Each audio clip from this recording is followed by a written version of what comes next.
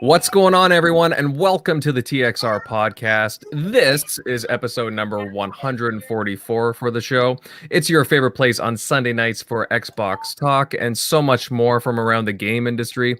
I'm your host, Invader, and of course, we've got a lot to discuss. There's certainly lots of Halo talk, Grounded in-game preview, Battletoads coming out of nowhere, and certainly more.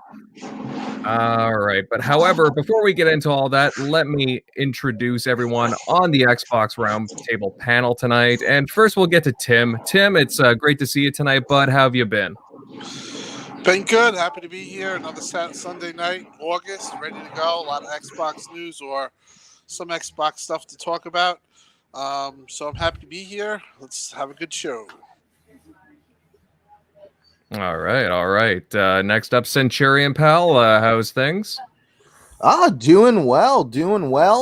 Just kind of putting in a lot of hours on Grounded, and also discovered a new arcade shooter called Rocket Arena.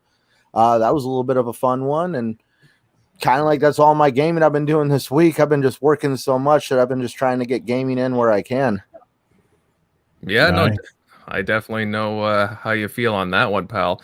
All right, and you know what, guys? We got to welcome back to the show Southbound. Hey, Southie, how you been, pal? Oh, my man, it's been far too long. And I knew eventually I had to come back and say hello to my boys because let's be honest, I missed you fuckers, man. It's been far too long. And, I got a lot of stuff going on outside of, Twitter and podcasts and everything else. But you know what? But that fire still burns. You know what I mean? So I hope you guys know that even though I'm not there, I'm still there. So, I had to just, like I said, step in, show some love real quick. You know what I mean? And hopefully I can come back more frequently, because that's definitely my plan, because, this is a passion for me. And I really like what you guys have been doing with the place since I've been MIA. So, you know what? Hats off to you guys. You know what I mean? Hey, you guys are doing a damn thing, and I'm proud of you. Oh, thanks, South. Yeah, it's great to see you, bro. We miss you. I know I can speak for everyone when we say we all miss you too, bro. So it is great to hear that lovely voice of yours, man. Yeah, well, you and I have been kind of talking a little bit more and more the last couple of weeks, so I think you could kind of smell it in the air that Southie's gonna be coming back, pretty soon. We were just actually, before you even jumped in, but your pre-show, we were saying, South is, his gears are turning again. I even saw you on logged in on Xbox, so I'm thinking the days of South, MIA is coming back, but I wish you well. You return. You gotta handle business behind the scenes. That's most important, Right. I definitely understand. So, yeah, COVID fucked everything up. You hate to be a broken record and be like, oh, I got this going on, I got that going on, but it's just like, I talked to you last week, and I was at a funeral, and then I got another funeral coming up this week, and it's like growing up sucks, because all my life I remember ever like going to a quarter of the funerals I did back in the days, and then the last 10 years I've been to more funerals than I did the first 30 years of my life. So it's kind of bizarre. Crazy, getting older, getting older is sucks. Yeah, and Timmy, I know you recently lost a good friend of yours, so condolences, and my heart is out for you, brother. You already know that I'm always a phone call away, bro. So if you need anything, I got your ear, bro. Appreciate it. Yeah, no, just I put that out there too, because a lot of people don't know. His situation was, it was innocent. You go, you do some, like, say you do a certain drug and you're used to it, and then even if you get off of it for 2 years, you go back to doing it from what you remember. You can't jump in at the same amount, because that's just way too much. So I just wanted to put that out there to just even listen. Nobody's perfect. I don't judge anybody.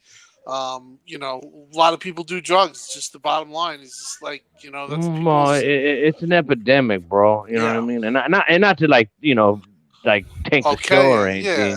But like, no, it's man, people got Sucks. problems, and especially right now, the way the world is, Yeah, people are it's trying to crazy. escape, the realities, and I'm like I said, I'm not trying to make light and say, oh, well, everybody go out and do a fat, rail speed, but some people just don't know how to deal, and and that's one of the things they do. They turn to drugs and other things that they shouldn't.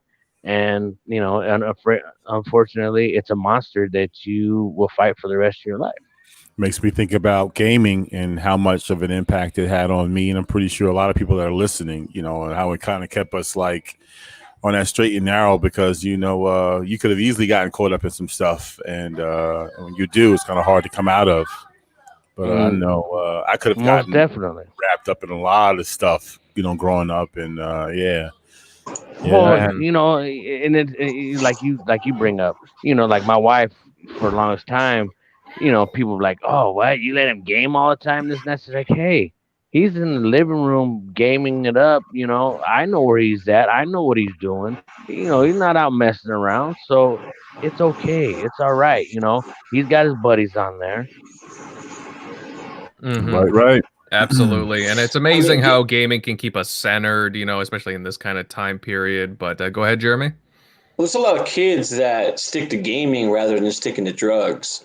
And I think it's saved a lot of people, maybe for sure. unknowingly or knowingly, it saved a lot of people. It saved a lot of lives, and that's what gaming does. Even during the COVID crisis, you see, Yeah. it saved a lot of people, indirectly saved a lot of people just from them being in their house gaming. And, we don't get that face-to-face socialization anymore.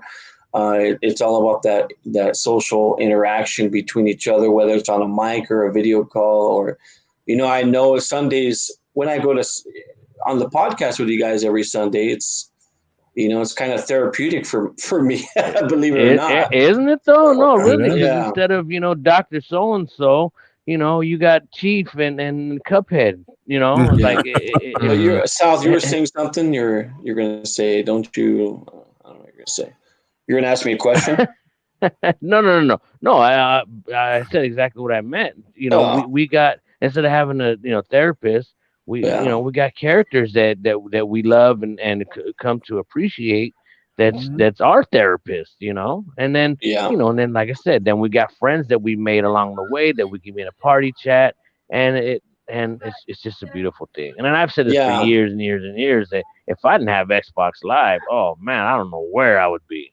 Yeah, and I've lost my best friend to drugs when I was 23 years old. My best friend Chris, he used to be my next door neighbor, and he died of drugs. He was in a halfway home, recovering, and he took he took some, I don't know what he took, but when they found him in the morning with 7 other people sleeping with him, he basically choked on his own. Either it was vomit or blood or something like that. Died in his sleep, and the reason why people didn't hear him was because everybody snores in that halfway home, and he nobody heard him because they're wearing earphones. Yeah, well, God rest his soul, and like I said, I didn't mean to just to put a damper on the whole idea of the show, but sometimes sometimes it needs to be talked about. Yeah, it's another aspect, and and it tells you that how lucky we have this outlet, with gaming. We have our down days where you can just come out and just game and veg out and just zone out. I can add on to what you're saying. Mm-hmm. Well, just to kind of what I actually kind of hear what Southbound is saying, and it's actually hitting me in my heart purely because, man, I was a total different person before I became a content creator. I started creating videos and having complete strangers hit me up.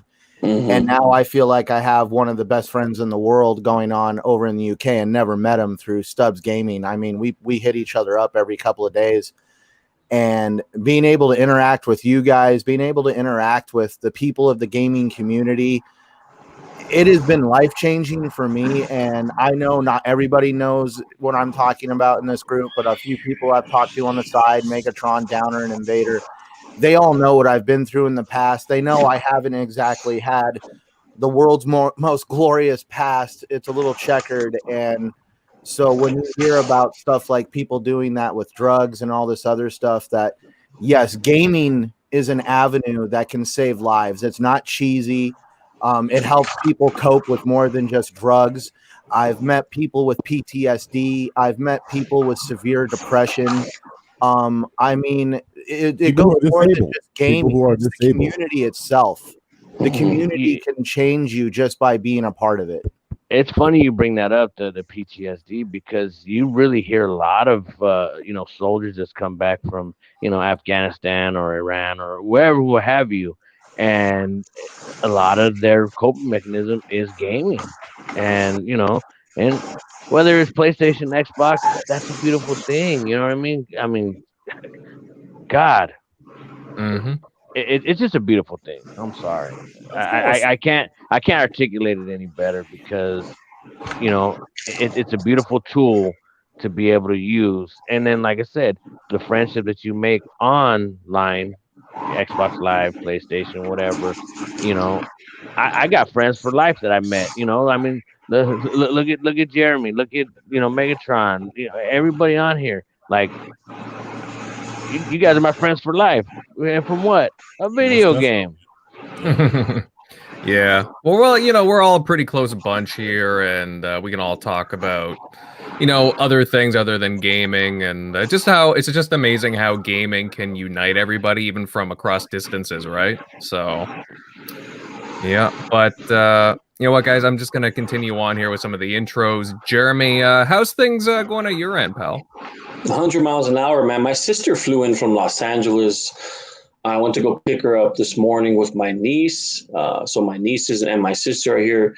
On Tuesday, I have my parents and basically my entire family's coming to visit and spend some. They want to just get out of the city. They want to get out of Los Angeles. Everybody wants to get the hell out of California, man. California, so it's like run for the hills. So they'll be here for about a week, and I mean, we're talking everybody. My mother, father, my aunts. Are we taking bets on how long before you actually have to throw them out?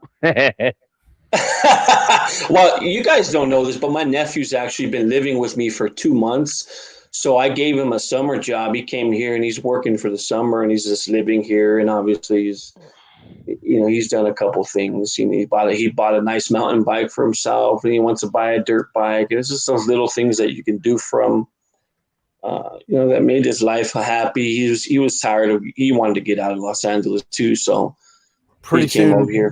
Downer's entire life is going to end up like a National Lampoon's movie. He doesn't care. He gets him to work at his job. Yeah. Hey, Griswold. That's what I was thinking straight up. Jeremy, showing up with an RV. Jeremy, you gonna go to Wally World? Dude, I love that movie, man. Hey, Jeremy. Yeah, full. Oh man! All right, I'll just continue on here, guys. Megatron, how's things over at your end of the pond? Yo, man, things have been great. I took some time off from work just to kind of de-stress, and I've been putting in a lot of time gaming. And I streamed Halo 5 for about 6.5 hours last night. Damn. It was a great time, man. Shout out to K Mega and the Don. We played from about 11 o'clock to like 6 in the morning. It was just sundown to sun up. And wait, you weren't sleeping during that time, or you had like half the time? No, bro, I got so much rest last week. I literally just said, the hell with work, and just put everything to the side and just focused on just relaxing and just. It feels good, right? It feels wonderful, bro. It feels wonderful, man. I put in about an hour and a half of Quantum Break. I streamed that.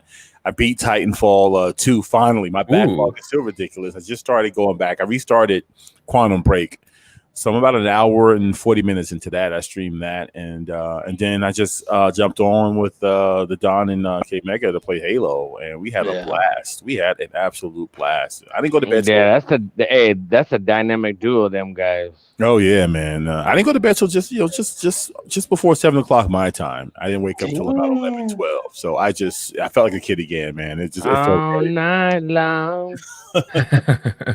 I'll tell you one game that's making me feel like a kid again. How about that game Grounded, huh? Who called that? Who called that? Come on. Give me Listen, I can't figure out how to make a damn rock axe. Like, they finally told me it's the stuff that's on the ground. You can just pick up whatever the weed is, but that stuff is. It's simple. All you have to do is go to in menu and then hit X. Just go to the crafting, hit start or menu, I believe, and it's in the crafting. You just hit first you got to gather supplies. You got to get leaves, sticks, rocks. I think they're called thorns or whatever, and like plant fibers or something. You got to find. Yeah, you got to find a bunch of stuff. The more stuff you find, the more stuff you can build. So if you go into your if you picked up a lot of stuff, just go and hit start. Go to crafting. Hit the RB button. It's in the the top left hand, and then you just hit X. And it'll create a spear, or create whatever. Yeah, I'm at the part where you got it's just whatever kind of device in the middle of the the grass, and you have to hack away at the grass to kind of get the light to shine through. The lasers aren't going through to the machine or whatever. You guys know what part I'm talking about? It's just I'm stuck. No, you probably like I said, you also have to go to the beginning. You have to analyze stuff. And you bring it to that analyzer, and then once you figure out how to analyze things, you can figure out how to build things. The setup is excellent. It was so good that when I played, I said, you know what, I'm just going to wait for the final release because I know that I could play this game, and then with Arc, just have all your progress lost. So the game's awesome. I think it's definitely a unique game. Yeah, that's the thing with game preview games. But last but not least, here we got Eric Shockley joining us, a member of the Sinister Seven. How you doing, Shock? Hey, how's it going? What's up? Yeah, crickets. No, I was muted for a second. Nope. No, I've been I don't know what I've been playing through some combat involved and a little itch there. So. Getting back into the Halo? Yep, that's my favorite one. So it's story campaign wise, but I've been running that on a PC, so it's pretty nice. Get playing out in 144 frames per second. Damn. But Damn right. And we're going to be expecting some more frames per second in, for apparently Halo Infinite. But, I'm going to move on to the first topic, fellas. And so after some rumors were floating around online, 343 Industries announced that Halo Infinite's multiplayer will be free to play. Now, this is it's a pretty brave move, in my opinion, for the franchise, and certainly it brings up a lot of questions, to say the least. And I certainly want to get in on this myself, but you know what? Centurion pal, I'll start with you on this. What are your thoughts on Halo multiplayer going free to play? I think it's absolutely awesome.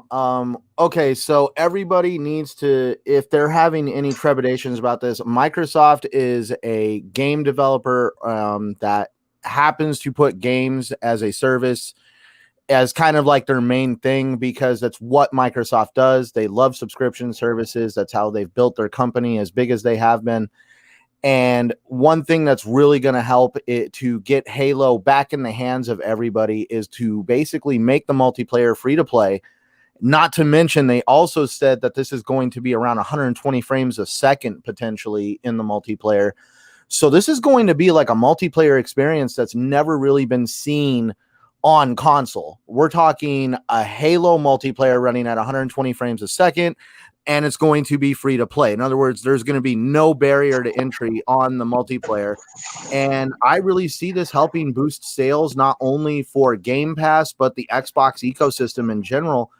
And I'm really looking forward to what they're cooking up. I mean, this shows that they are totally confident in the product that they have developed, to where they are wanting to challenge companies like Fortnite and Apex Legends to basically kind of go into that free-to-play market.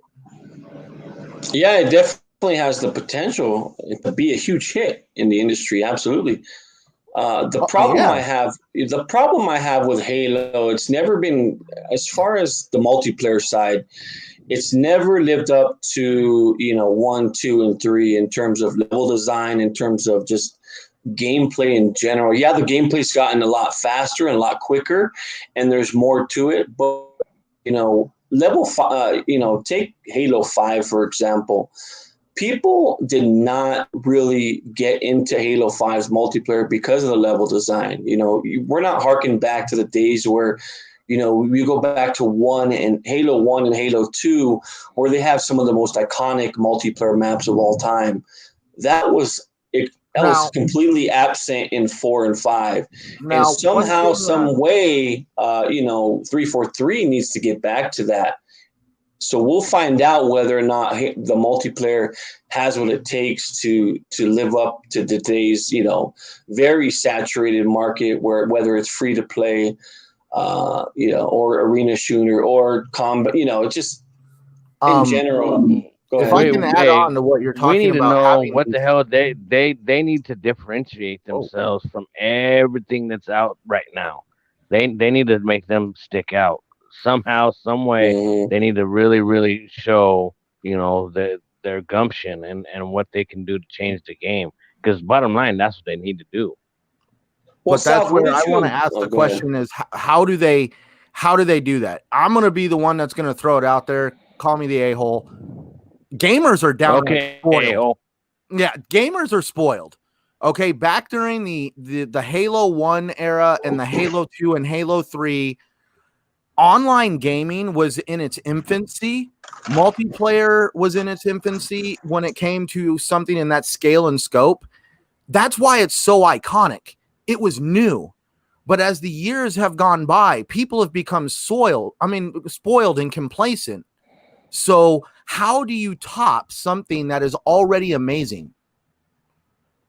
I'm not calling Halo 5. I'm not calling that's the $1 million question. Halo 5 amazing, but you know how we operate every single day. When our cell phones act up in our pocket, we're like, oh, this stupid phone. But if you really think about it, that phone is actually one of the greatest inventions in the world because it connects you to the entire world instantly.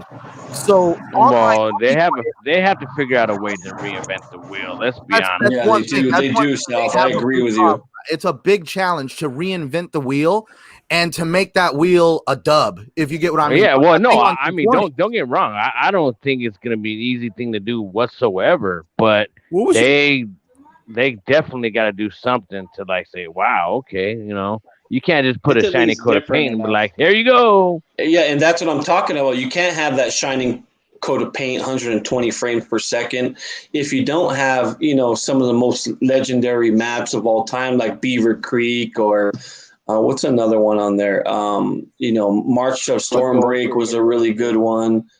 Those kinds of Headlong was great. Those kind of maps just set the bar for Halo multiplayer, and it's part of the reason, the majority of the reason why people people played Halo was because of that. Taking a multiplayer map from the Halo 1 and Halo 2 era that was meant to have a smaller group of people playing on it and trying to translate that today into a map that could potentially have 100 players running around on it. Do you think they could leave the map the same? Or would they have to make fundamental changes to basically compensate for the fact that now there is more players running around on that map than it was originally designed? Well, you can still have 100 players running around shooting each other with a great level design or a level map, design. I mean, just look at Apex, for example. People love playing on those maps. That's a great example. Fortnite. Fortnite. If you think about Fortnite and Apex, I'm not trying to interrupt, sorry, but with Fortnite and Apex Legends, it almost all takes place on the same map. There's actually been subtle variations over the years on how they change the map, or they'll add some like snow or some weather elements, but it's basically the same map that's just been modified over the years. Now we're over here talking about Halo, where there's going to be multiple maps. Yep. And they have to be good. I mean, in my opinion, they have to be good. You know, you should have been playing with me, Jeremy, last night with when we were playing Halo 5, man, because it was fun. I don't get where Halo 5 was very good multiplayer. It just didn't catch on the way the. There's just so much shit out there now. I think that's because everybody was too stuck on the nuts of PUBG and what's it called? To me, Fortnite. Fortnite, yeah. Halo is 10 times better than PUBG. PUBG is, and that's debatable. That's debatable. So, they need to do whatever makes them, popular, and they need to add to it. You know what I mean? They need to get, some of the best PUBG game, players and Fortnite players in the world and say, you know what? What is it about this game that keeps you coming back and coming back and coming back? Mm-hmm. And tell me what you would improve upon. And honestly, that's where you would find your next step from there. Yeah, no, absolutely. And, guys, talking about like moving on from things from Halo 5 to Infinite, like 343 have stated that there won't be any loot boxes in the game. So, I mean, it kind of seems like the Rex from Halo 5 won't likely be returning, and that's a good thing in my opinion. I never really There's gonna be a season pass, but yes, they do have to make up for the costs in some way. So do you guys think that they'll make it up like with some kind of cosmetic battle pass like that? If I can, Possible. I was messing around on, actually there's a season pass right now on Master Chief Collection. If you go in, like there's a season, like they don't make you buy it, but as you play the multiplayer, you accrue points and stuff that actually help you get. Who's moving their office around? Right. But I've already seen they're probably gonna do the season pass thing, because I mean there's hints to it in the Master Chief Collection right now. Yeah. I think there's probably going to be a reward system where whether the more you play, the experience goes up. You can unlock different skins in the game, just certain things rather than throwing in the rec packs or some of these battle chests or whatnot that you pay for. Honestly, if it was up to me and I, was in charge, I'd throw up real money out there so people can actually win some real money, because that's a hell of an incentive. I know loot chests and all that, loot crate, that's all well and fine. But if you actually get an option for people to win dough, shit. Well, that's what tournaments are for, though. That's what tournaments are for. No. I'm not talking about tournaments. I'm talking about just, being online, whether it's, you can win, Game Pass Ultimate for a year, or, just something that's perceived as real cash. Like that, I think. But once you start messing around with cash and money, and you're talking about a bunch of kids, well, you're going to cause a lot of problems. I think a lot of problems are going to pop up. Well, you probably wouldn't be allowed to do currency, but the Xbox. Well, and that's what I said. But there's other ways. Right, you could do like I don't know. You could integrate it into the Microsoft Rewards program, and you could actually have it where they give out Microsoft points.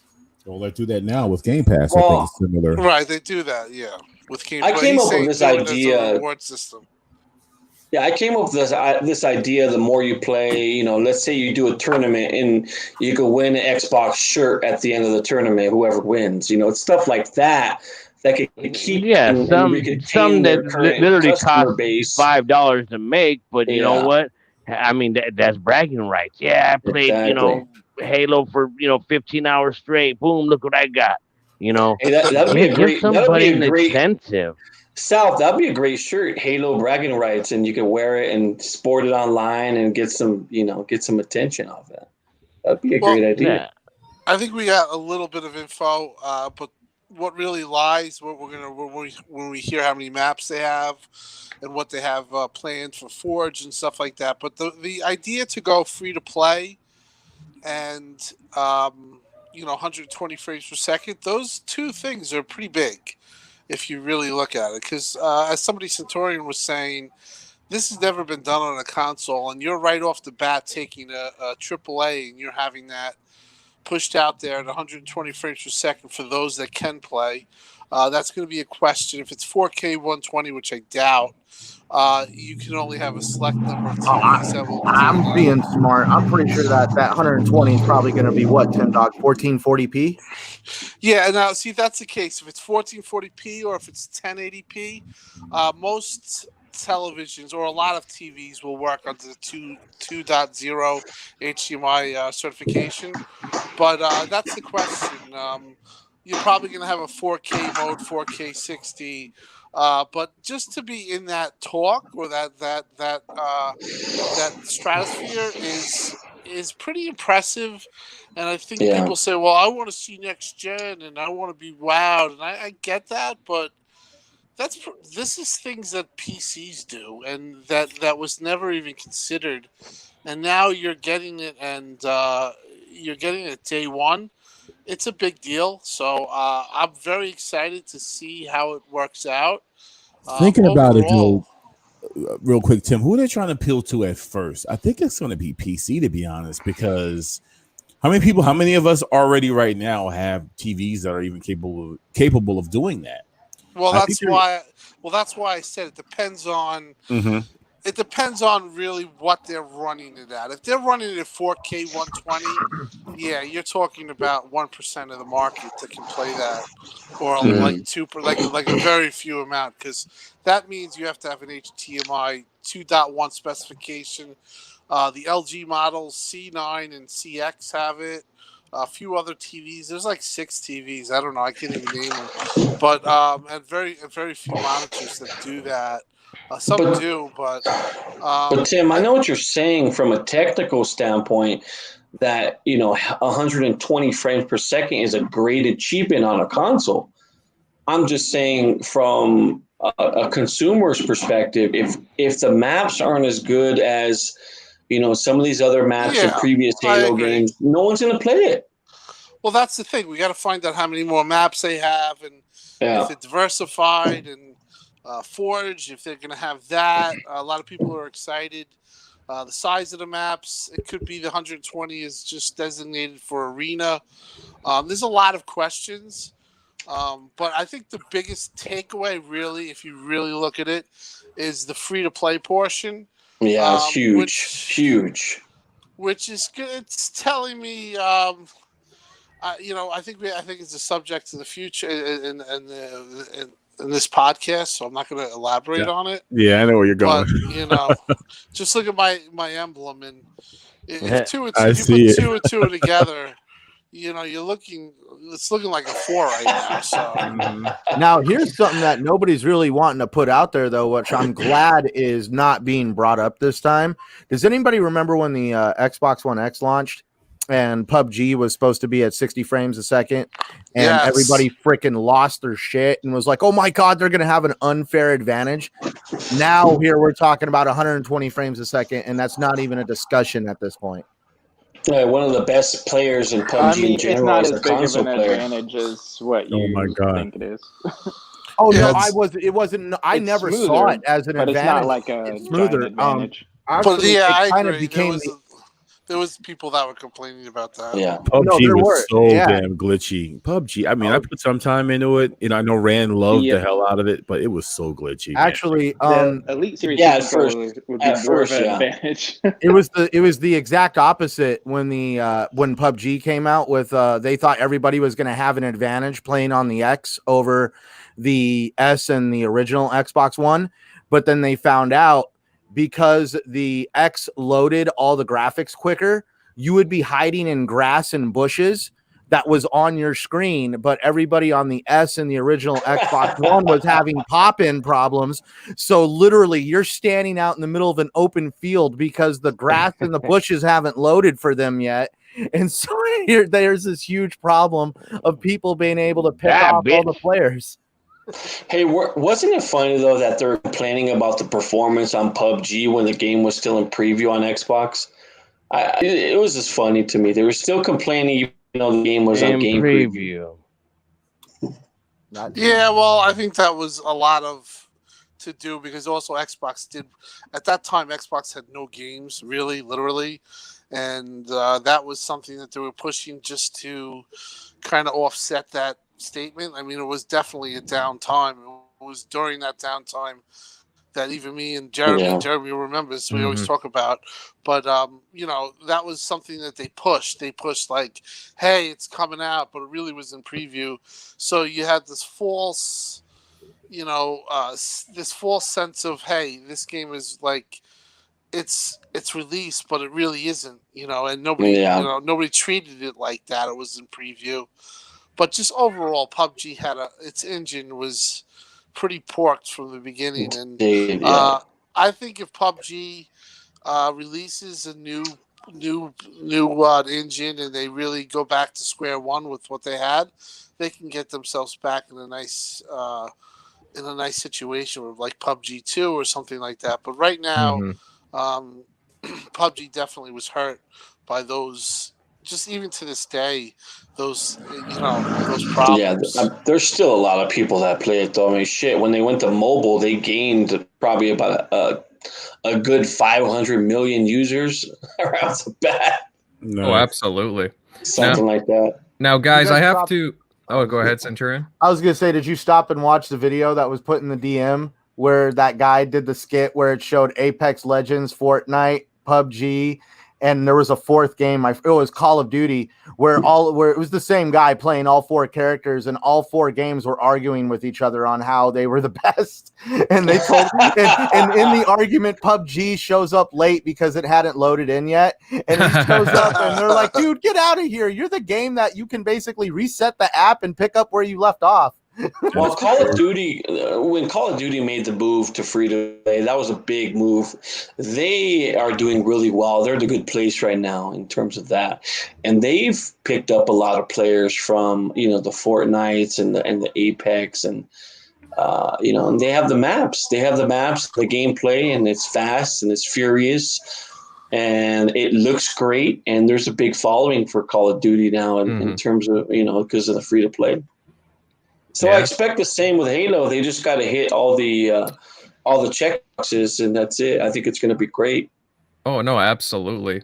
And now, like talking about like different checkpoints and whatnot, 343 recently addressed concerns over the demo they presented, and the demo they said was several weeks old. That there were graphical elements and polish that are still being worked on. Now, should we still be concerned about the state of this game? Because personally, I enjoyed a lot of what I saw. At the same time, there was a little bit of polish missing there.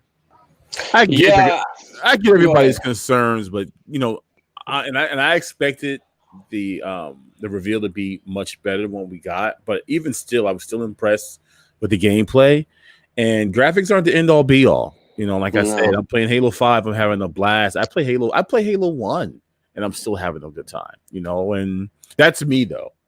But I just think it's nothing really to be too concerned about. I think if anybody is worrying about the graphics right now at this point, when you still got several months before the game launches, then you need to get your head checked because come on. Now, I don't know if you guys remember, but Cory Balrog that worked on God of War, he said they weren't finished, painting and fixing it up and working on the game till the day before it launched. Yeah, and that was the one that everybody were on their knees giving service to. So if a world class designer like that come out and say, hey, you know what?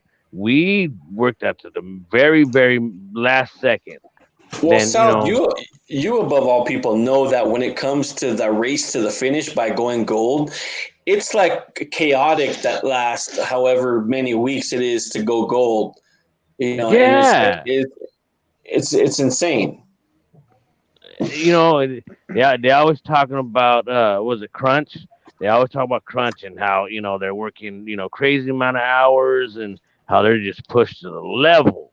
And it's like, come on, they know what they're doing. The game isn't finished by no. One of the developers even came back and said, "Hey, that's an old build already. From Yeah. now that's an old build." So I mean, come on, And it's give him a also benefit of everybody the was doubt. most Listen. worried about the gameplay from 343, not the graphics. They've had high fidelity graphics in the past two. They weren't no slouch there. So it was all about the gameplay. And that's what you I saw. don't- And that's what real Halo fans, like, they were talking about the gameplay. They weren't focused on the graphics. Yeah. Even though they critiqued it Well, a little bit, listen. they knew it was coming. So I think the way It just seems like people want to argue and complain just to complain, and you know what? That's Mhm. that's par for the course these days, especially when it Well- comes against Xbox. Yeah, well, that's the feeling that I've gotten, and I kind of just said, it is what it is. Like that reveal, just the whole reveal was, in my opinion, very good because they showed games that, let's be honest, that people said that they don't have any games. Let's see them, and maybe that they didn't have gameplay. Yeah, sure, but the fact that they showed you the roadmap or most of the roadmap should have been applauded. But everything was switched to this Halo thing and Craig and a big joke. And, Craig. Listen. The brew, Yeah. Well, just overall though, what I saw, I really, really thought the gameplay was really good, and it looks like it's a lot of fun. There were issues with popping. There were issues with textures possibly loading a little late or not there. Yeah, I wasn't even worried about that. Those are things though yeah. that get fixed. Yeah, those are things that really will get fixed. It was running on a PC. Not that that's negative, but the fact of the matter is PC doesn't have Xbox Velocity architecture, so that And was it even using the same SSD that's inside the Xbox? Yeah, no, it wasn't using the technology. It was definitely using an SSD, but so it wasn't a total accurate representation. But overall, I think that if you're a Halo fan, a lot of people are very hyped, and I'm. And hell, most definitely. I man. wasn't even I'm worried super about the hyped. gameplay. I want to know who in the hell was playing, 'cause that dude was bad. Whoever it was that was playing that demo, that dude was getting down. He was tearing it up. So I want his autograph. Oh, you mean now, bad? do you in a all good way. think this I'm being thinking free to like play? Does anyone think this free to play multiplayer is going to go to PlayStation? Just the multiplayer. No. If you want to reach the no levels way. of like Call of Duty Warzone, Fortnite, Apex, Yeah. Honestly, you know what? And No, listen, no. I don't think since it it's is. not Game Pass is not required to have this, so it's not them allowing Game Pass on the system. Well, but they already came. it'd be out like and said- Minecraft, like right? But they already just the came multiplayer, out- no campaign, no. Right, it would have to be like, but I doubt they would do that. But they had came out and they already said that they will not be on Game Pass. Will not be on Xbox. Well, not Game Pass, but just this free to Nintendo. play multiplayer is what I mean. Yeah. And No, let's I be see what you're honest. saying. All the stuff floating around. If there was any bit of hint of that going on, it would have been leaked, and it would be a lot of money being changed hands. If that was What do you even guys think, though, thought that of. did happen? What if it had happened? Honestly, like if you want to think about centering us, the gamers, they're sitting around Xbox and experience. They're using us. You know what I'm saying? So would it be a bad idea though? Like it wouldn't bother. Honestly, I'm not that guy that would get upset if it was on PlayStation. If it was I don't think the free to play multiplayer would be bad. They're free to play. They're free to play. Just to put it out there, I don't see it going to PlayStation. Reason being, that is going to be an advertisement for Xbox on a PlayStation, and for sure. Sony is not going to play the want campaign. anything to do with that. Why? Because even if it did go to PlayStation, sorry everyone, it's going to play like crap if it ends up over there. Why? Because it was built for the Xbox ecosystem. So there's probably going to be some issues over there because game developers don't even know how the PS5 really works yet. So I'm just saying right now, Here's the thing, there's no way Sony would allow Xbox to load a working advertisement onto the PlayStation ecosystem. Well, for the technical side of things, is the Xbox Halo Infinite going to work on?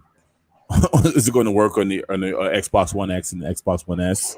So if it can work there, it can work on the Yeah, I don't see why. No, it but wouldn't. no. The reason why I say it's going to play is because it's there. If you look at Xbox's hardware architecture, there's barely any variables. Mhm. Over on PlayStation, the whole thing is designed as a variable architecture. You can basically Yeah, you'd borrow have to power be- from the you can Yeah. borrow power from the GPU, or you can borrow power from the CPU, or you can borrow it over here. I know what he's talking about. You'd have to make a whole new game basically from Yeah, scratch. and you would have to design that game to work around this floating variable of a hardware that PlayStation has created, and Xbox doesn't work like that. Xbox has decided to streamline the game development process, and they don't want to have all these variables. Heck, you don't go out of your way to create a cooling solution for your SSD hard drive unless you want to control every variable in that box. And that is something Microsoft has done. They have actually worked out a way to cool the SSD, because when SSDs get hot, they actually ramp down, which actually affects loading times. And Xbox didn't want to deal with that. They wanted to have consistency even coming from the SSD. And you're talking about still Halo Infinite, right? Because Yeah, we're talking Halo Infinite, yes. So it's going to be, I mean, I don't know. I mean, so if they released the specs yet on how it'll work on PC, because I'm pretty sure that, you know, Halo is going to be, I mean, PC is a variable in itself. I mean, there's no, I mean, they're able to adjust from well PC with to PC. Now that's where with PCs you could go in and actually adjust your settings. Mhm. Consoles, PC's a little bit different. this is a concept that is new to gamers. As console gamers, especially casual console gamers, the concept of being able to go into the settings of a game and start, oh, well, I want to turn off ray tracing and do this, that, and the other because I want to have more of a frame rate. Or somebody like Downer and myself, I want all the goodies on because I'm a graphics whore and I want to freaking see everything they could put on it. But that's going to affect frame rate. So we know that we could go in and change these settings, but this is going to be something that's going to be new to people. And like, come on, remember when the Xbox One X came out, people were trying to figure out how to just turn on the resolution setting for Gears 4.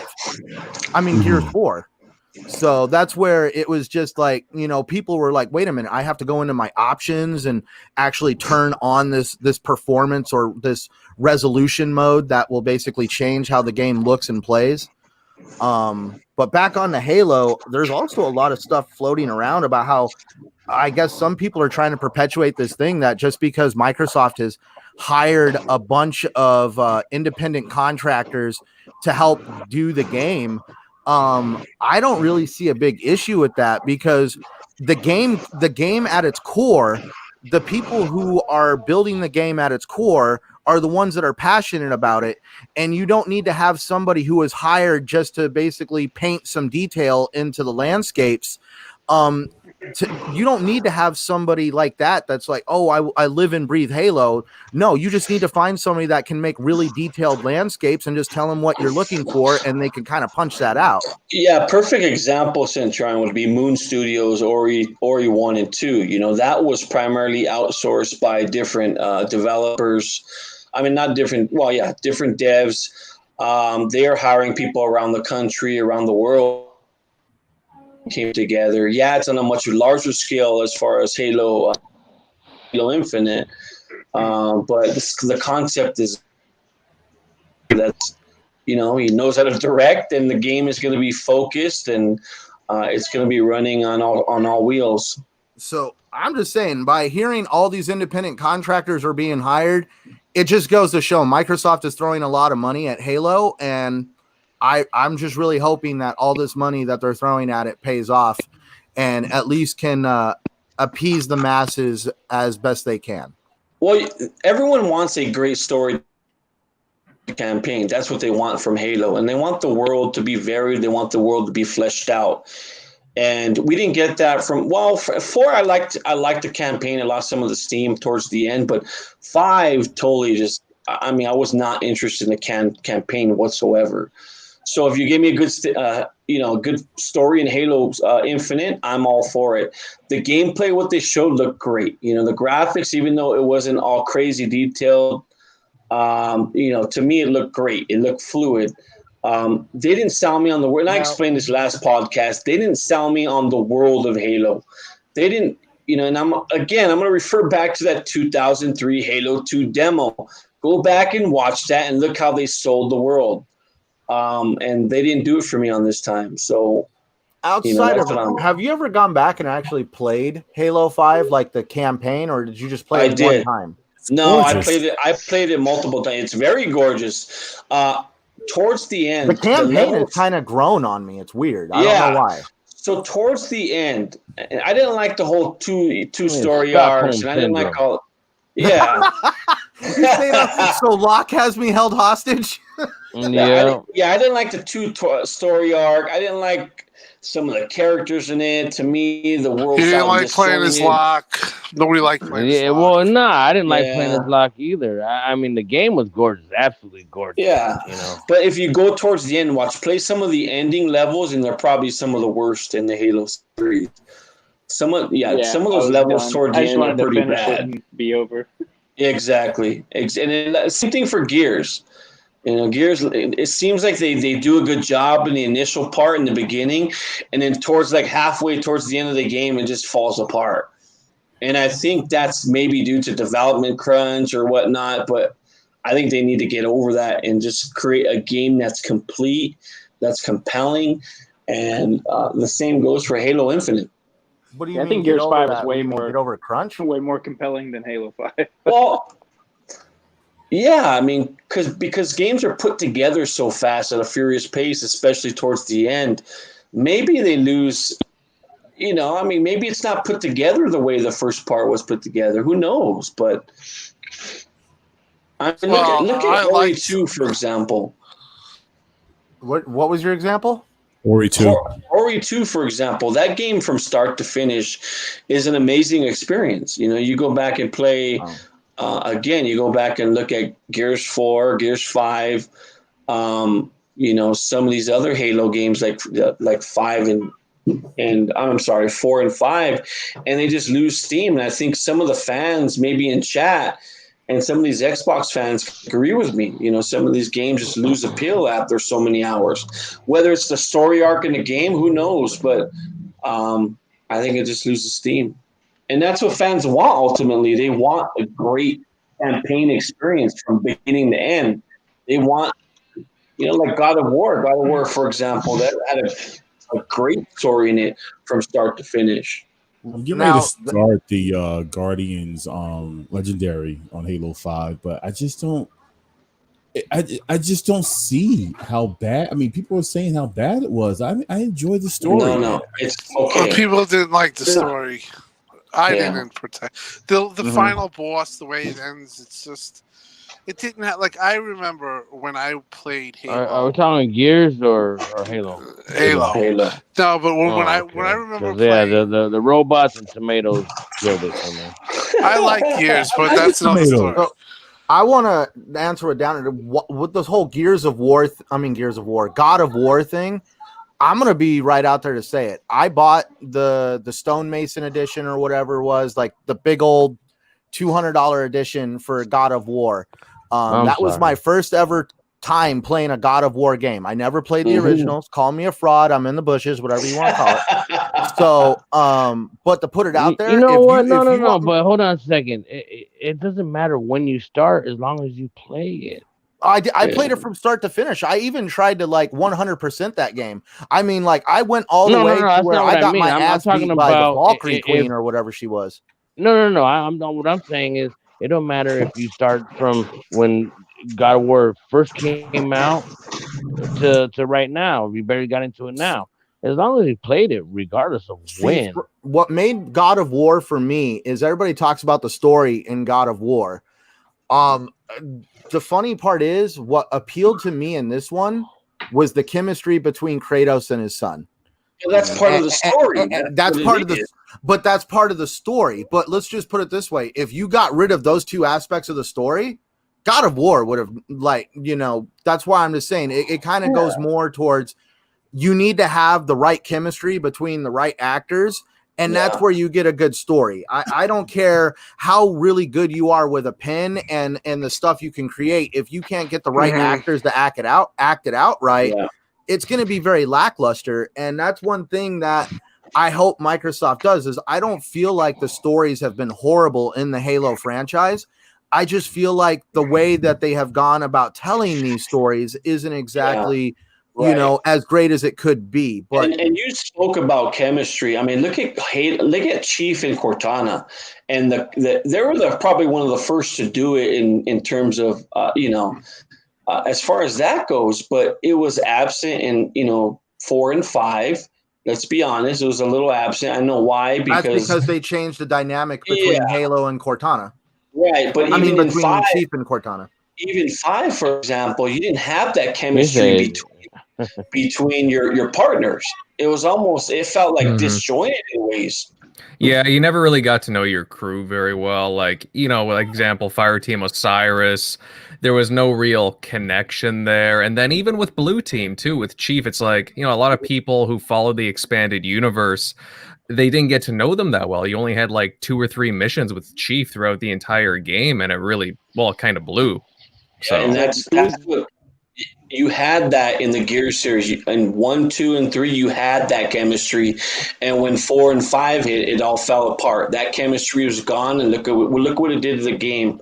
It just ruined the story arcs. Well, they're trying to kind of create a new chemistry at the same time. And so I guess when you're trying to create a new form of chemistry, you kind of have to kind of hit or miss to get the formula right? No, because look at the greatest games throughout history. Halo 1, for example, Chief and Cortana, chemistry right away. You can do The Last of Us, part 1, the chemistry in that one between even the son or daughter. The father and daughter. Yeah, the daughter dies 5 minutes into the game, but for me, it was more like they're trying to create a new kind of chemistry in Gears, because all of a sudden in Gears 4 we now have Marcus's son and his friends, and they're trying to bring in this new generation of characters to kind of carry that torch. And that's where it's just So the thing with chemistry though is once you have it, you want to play that game beginning to end. At that point, the player is totally engrossed into the story, and when you lose that chemistry, that's what makes it fall apart and makes nobody care about the game. All right. I'm curious to see what they're going to do with Cortana in Halo Infinite, and I don't know, man. I just want people to chill out, and let's just see what happens. I don't think it's going to be I think we're going to have something great when it comes to the campaign for Halo Infinite. Bottom line is, when it comes down to it, it's all about the love between Chief and Cortana, in my opinion. Yeah. I really hope that. But you never know. By the end of the game, she can team up with Skynet, and they will just bring down Judgment Day. Well, again, I'm curious. I'm curious to see how they incorporate everything with Escharum in there with the Banished. We really don't know what's going on with the Created and Cortana. And then, they talk about Harbinger and, again, it's Zeta Halo. So, and if you look at the expanded universe, the Flood are going to be there. And I do want to say, Invader, the Escharon last part was very, very good, done very well by Xbox. And that one made me. That saved it. To be honest, I got. A lot of people. A lot of people complained about the guy. Oh my god! Really, come on! But what he said was powerful. It made me want to care about the story. It just totally engrossed me. And I swear, I was watching. I had a full blast on my house on my speaker, and I got goosebumps listening to that guy. That's how powerful it was. Yeah. Well, guy. I've had goosebumps since they released that whole teaser for the Banished. My excitement level has totally topped when I saw that first teaser trailer for the Banished. Yeah, guys, like, as much as people like to take the piss on that gameplay reveal, and I know there are some graphical hiccups, at the same time, I really enjoyed it. I've watched it a lot, and I don't know, like especially with some of the hard times that developers are going through, it's like I'm really excited to see what they have in store. I'm very right. Yeah, I'm very intrigued by the open world of Halo. I'm very intrigued by it. I think they could do some great things, especially the add-ons later. We've seen what an open world game can be in The Witcher 3 and in Breath of the Wild.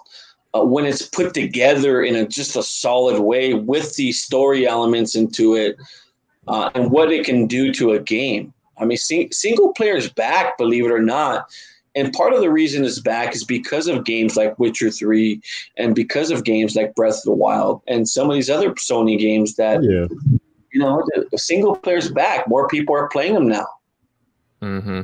No, absolutely. And again, I'm curious to see what's going to happen with Halo, what they'll be revealing in the next, whether it be a couple of weeks. There's going to be more showing, and I can't wait to see whether it be Forge, multiplayer, and so on. Just more of the open world and what we get to do. But definitely looking ahead, guys, on a positive note. And you know what, guys, I'm going to move us along, and we're going to talk about a game that, actually, we were talking about in the intros and the opening discussion. And Grounded has just moved into the game preview on Xbox and Windows and Steam. And within 48 hours, it's garnered 1 million players. Wow. And in general, it seems to be getting a lot of attention for the way that it looks and just the survival mechanics. It's a fun game from what people are, they're describing it. Now, I know a few guys on the panel have been playing it a bit. I've played it a bit in the insider preview.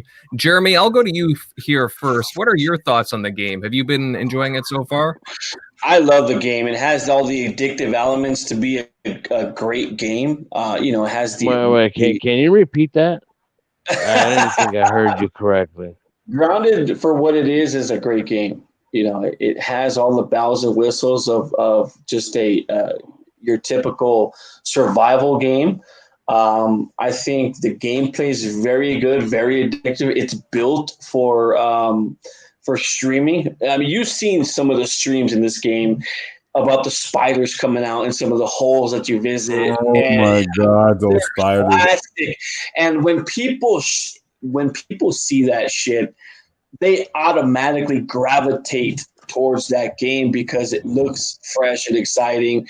And it has that addictive element. Yeah, the game is colorful and fruity, and remember all the backlash it got though with the reveal. Now look at it. Oh my God, I wasn't worried about it. It's a kitty game. I hope people learn from this shit because look at where we're at now. Look what we're talking about, and it's the talk of the town right now. This is Obsidian. You know what Obsidian you signed up for? Oh, Xbox bought out Obsidian so they They're all gonna laugh at you. kitty They're all games. gonna laugh at you. Every time I hear the childish graphics argument, I tell them to just be quiet and go back to playing Fortnite. There are so many. You guys know from the last podcast, I said watch out for this game. It's going to be one of these games that flies under the radar. That's exactly my words. And I said it's going to be a great game. Why? Because Obsidian has a track record of creating great games. That's what they do. And again, on the surface, it looks like a simple game, but it's really not. It has a very no way. Yeah, it has a very deep element to the game, the crafting mechanics, what you can do with your base, the different things that can do, the different gameplay elements. And like I said, it has all these check boxes that it crossed off on, and it just creates. Are you guys playing tonight? I am playing tonight, yeah. And shout out real quick, I gotta throw this in. Shout out to them for adding the arachnophobia button or whatever. Like you can, if you have a fear of spiders, you can just click that little thing. I don't know what it turns into, but I'm planning on clicking that blob. thing. It's a blob. The funny part is I have that for Thieves. I have a plant in my bathroom. I can't stand spiders, bro. Like Lord of the Rings, the spiders killed it for me. Like I have a plant in my bathroom right now above my toilet. Nice shelf. It's all nice and fancy. I want it out of there. I want it out of my bathroom. I'm gonna put it. Sea of Thieves also just did this for this game. They put a instant float option in the options now for people that are scared of deep water. So that way, if you fall off the boat and you go underwater, your character automatically floats. Get out. Wow. There were But so think many of- critics that were saying that, oh my God, this is the first game you show from Obsidian.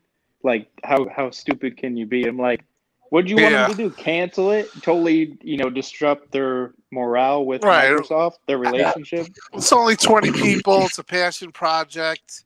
I heard So- even. I think Ryan what? McCaffrey even said it too. He was like, "This is not the first game you show from Obsidian at XO19." I was Yeah. like, "What?" You know Yeah, what well, is not funny everybody about playing it. the whole thing with Grounded is, forgive me, this is just a theory in my head, but did anybody play Fallout 4 and get into the building of Fallout 4?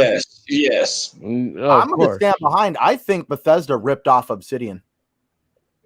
Oh, yeah. Because we all know Grounded, like They we all know still use the Obsidian same did. voice actors. Well, Obsidian did Fallout New Vegas, and then after that, it stagnated, and eventually we got Fallout 4.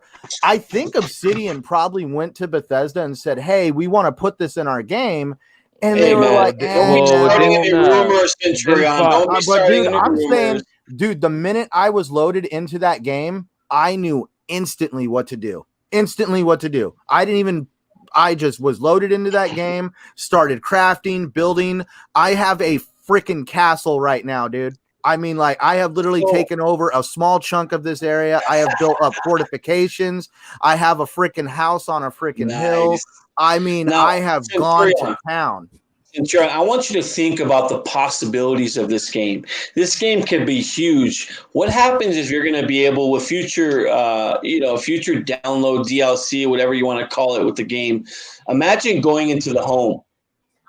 Imagine going into the neighbor's yard. Imagine going across the street, trying to get across the street with cars coming by. I mean, just different. The possibilities are endless with this game. I really do see him doing that. To the strip mall. Yeah, to this. Well, actually, now here's the funny part. What if it transitions into the house? That's what I'm saying. Yeah, there's a lot of potential. The sky's the limit with this game. I think it has the ability to be something special. Now, even in not its current Mr. state. I'm not Mr. Spoiler here, but have you guys found Burgle yet? No, I told you I was having a hard time trying to make an axe. Who is Burgle? Burgle is the robot that they advertised when it came out. And okay, so does he attack you? I saw Jez put it up, I think. No, he does not. Okay, so Burgle is basically a Tom Nook. That's the best way I can describe him. He's because What I mean, the hell is Tom Nook? I know. Apparently, I'm not the only one here. Animal Crossing. Oh, but yeah. As soon as he was all like, "Hey, would you like some upgrades for your base?" and then you see some of his prices, you're like, "Oh my God, are you and Tom Nook hitting each other up on the side? What's going on here?" Find those research centers and upgrades some of your research. Well, what it is so a lot of, they don't really touch on it, but if you ever do anything, have you ever seen the little purple thing that pops up and shows you numbers?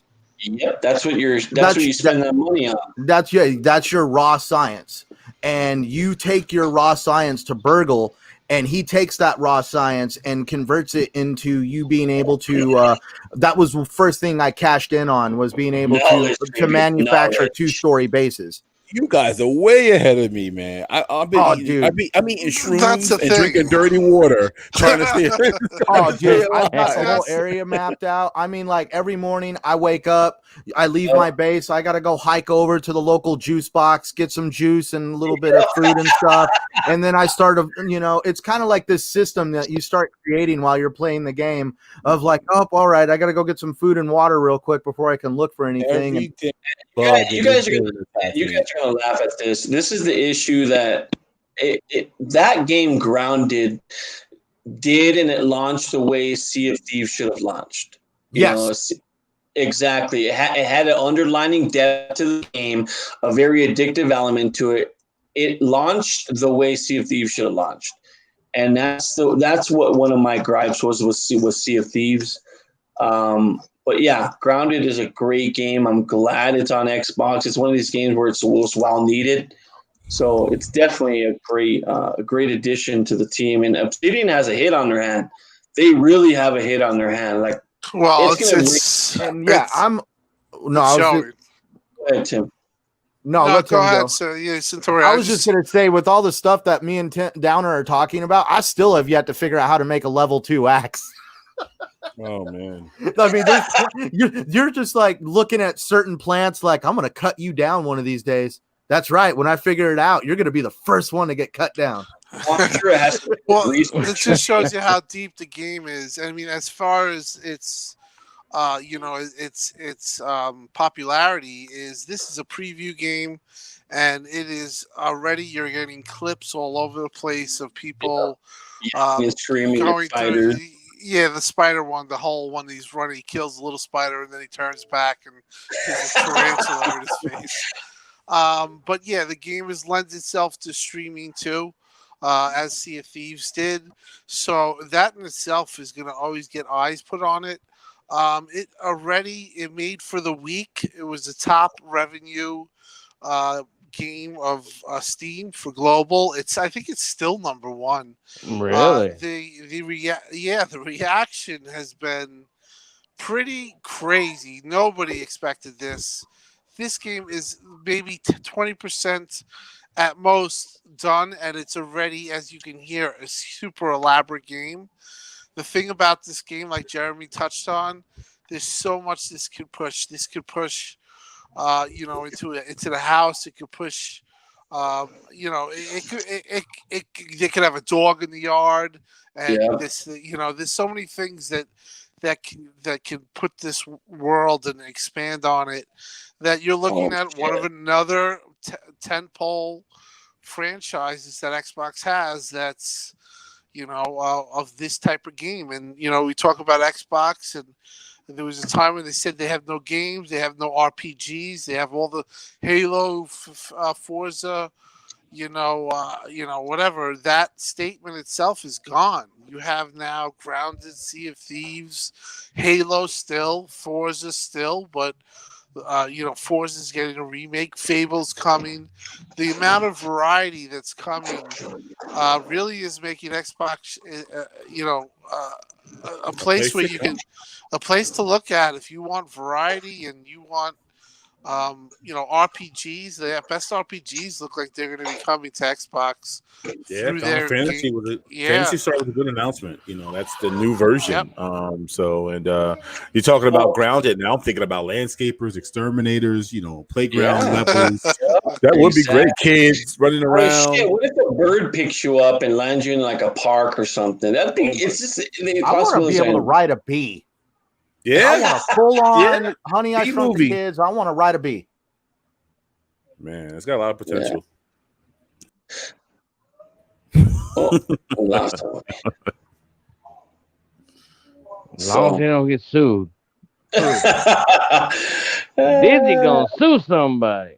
Oh my God, dude! That right now, Disney should be grateful that all of a sudden there's nostalgia for Honey, I Shrunk the Kids, and there's now a whole new generation of people that are finding out about a really great movie that exists.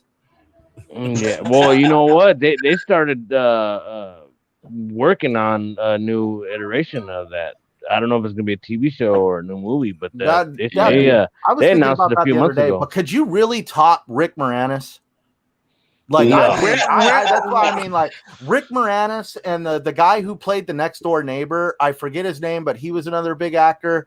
Just those two guys, and just the whole.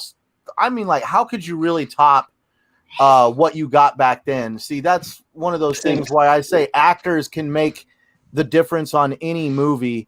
And back in those days, I feel like there was a much more heavy emphasis on finding good actors for the right role, rather than nowadays. It's like, oh, we could just CG that in. It's all good. Centurion, I was lucky enough to see that movie in the theater when it came out. Oh, dude, I was too young for that. So good. It was so good. Where did Invader go? He's coming in. He's trying to figure out how to get back in the show. I'm around. He's like the Dark Knight. He's playing Grounded right now. Grounded. No, I'm behind the scenes. I'm trying to get everybody in here. So let everybody talk. Southbound back now. Everybody's stepping their game up. That's right. What it do? Well, what it do? That bright green Xbox logo. What about my Xbox logo? I love your Xbox logo, but I'm saying right now, Southbound's is screaming at me. I mean, you just want to pick that thing up and walk around with it. Yours is right. It looks like in Xbox heaven. I'm just waiting for the doors to open. I gotta get me one of those. Jeremy's got one. South is over there with his gamer got pick. The light up Xbox. Phil's in the back room there. That's what I like how that Xbox bubble just molds to South's big old fucking head and neck and his he looks like he's welcoming you into welcome back, baby. Welcome back. That's my right. Xbox room. Well, welcome to the X room, Mr. Green. Listen, do you want Halo? From a distance, this wall. From a distance out, you and Thomas Mahler kind of look alike. Oh, yeah, you too. Hey, you know what? I just need the long ass pipe. Long pipe. Yep. Bank. The Gandalf pipe.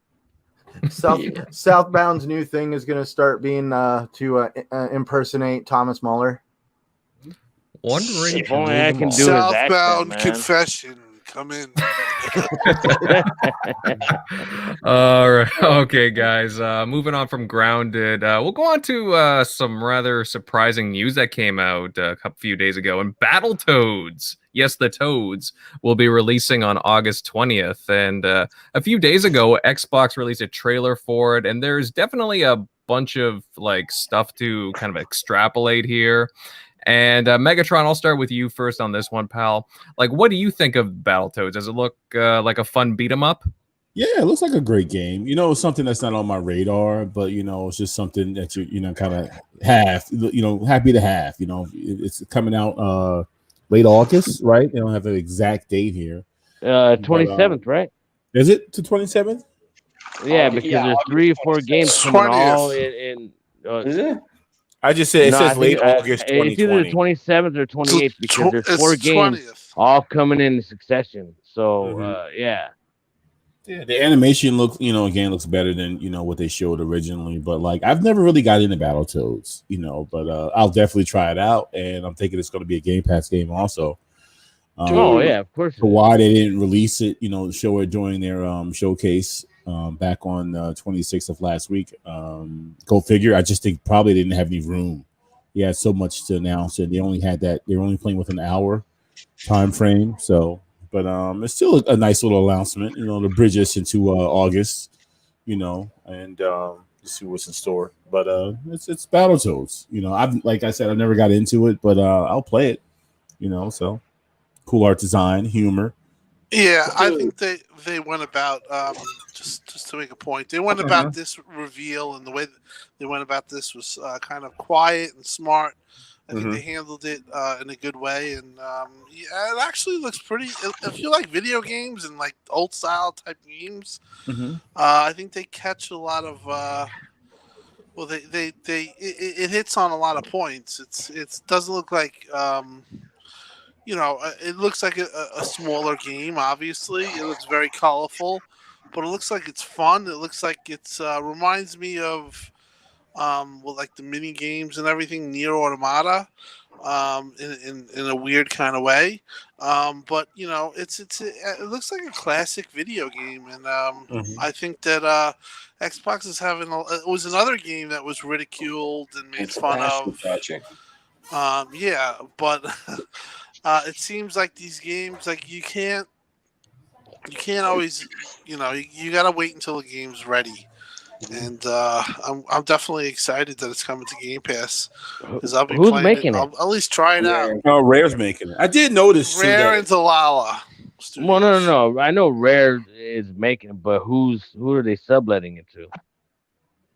I think it's Delilah Studios. Delilah Studio.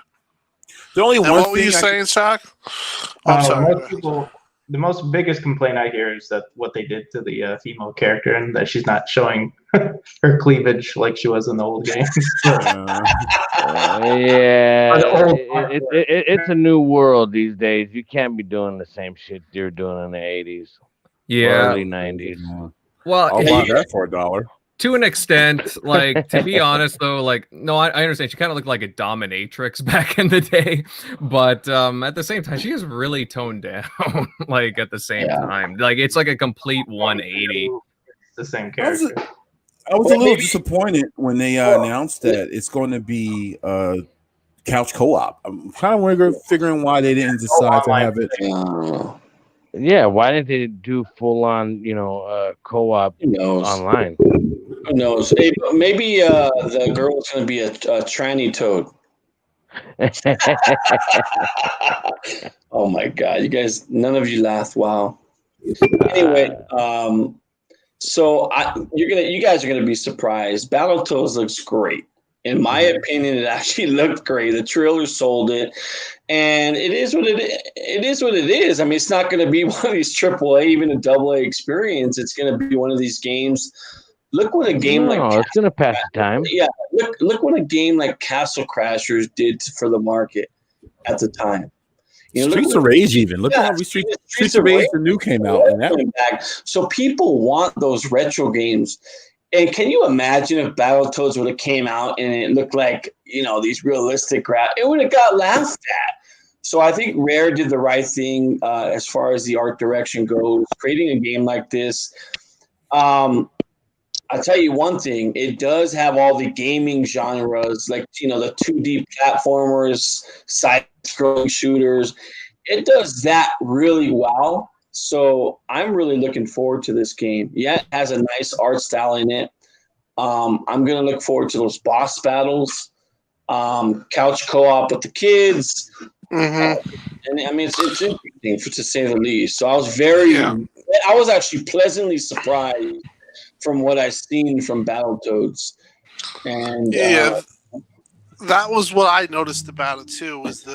That's why I said Nier Automata. Is like those different things that you do, whether it's, I saw one of it was just there's different games within the game. And I thought that was a good representation of it. It definitely reminded me of, Nier Automata, it just reminded of the little mini games and how you become a spaceship. Like, it looks like they had that too. But some of the old Battletoads, like 1 and 2, had that element in it. Like, there was a flying level in the original Battletoads. There was a bicycle level where, it's just... So it kind of harkened back to the old Battletoad games. Yeah. The old Battletoad games were pretty goofy. So I think it got that element. And it definitely looked a lot better than it originally revealed. They look much sharper graphics. Colorfuls really pop. It is that type of art, so it is that. It's not going to change into a realistic game. At its core, I think that they possibly have done another good job here. And I think you hit it on the head, Tim. I think people are going to be surprised by this game when it comes out for what it is. I think people are going to be pleasantly surprised. Yeah, definitely. Yep. Yeah, no, absolutely. Like the art style has grown on me a bit more since they did the reveal trailer. I'm not 100% sold on the way that they did the Battletoad models per se, but again, guys, I'm willing to give it a chance. And I'm a huge Battletoads fan going back to the day, so I can't wait to try it. So, yep. Definitely, guys. So, all right, fellas, we'll move on to the next topic. And apparently, Xbox Game Pass isn't a huge profit for Xbox right now. According to Xbox head of marketing, Aaron Greenberg, they're still early on with the service and just starting it out. And that, it may be costly in the short term, but that it will ultimately pay dividends in the long run. And that right now they're focusing on adding more value to the subscription service, such as xCloud. Eric Shockley, I'll start with you on this one, bud. Do you think Xbox's strategy on over-delivering on value will pay off for Game Pass? Wait, before we get started, Shock, who on this panel said that Xbox Game Pass was really profitable? Come on, fess up now. Nobody. Crickets. What? Game Pass is profitable. Crickets. Just look at the last Game Pass margin is that ran just. I've made some Defender claims. Pro. I've made Yeah, some it was claims about how much hugely money that service Yeah. can make when it's in full swing.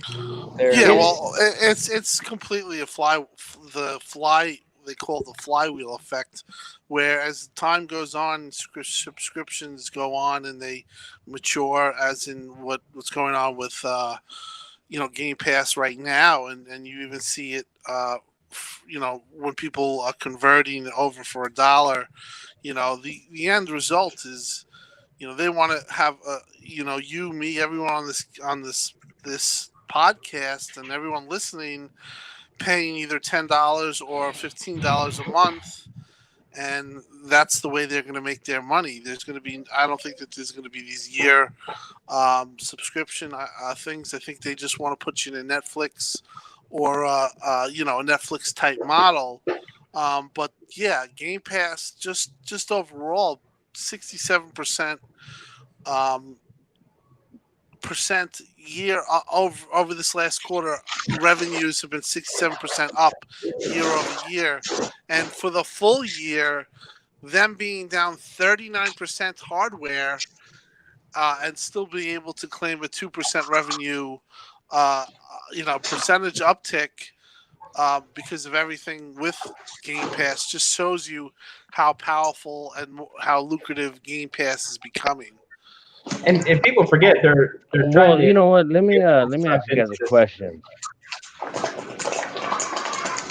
Well, right now they're trying to buy into all these different game companies to say, hey, join Game Pass. Yeah, we're gonna give you guys money up front. You know what I mean? But in the end, that's when they're gonna get their money on the back end. So right now they have to take the bullet. They have to bite the bullet up front.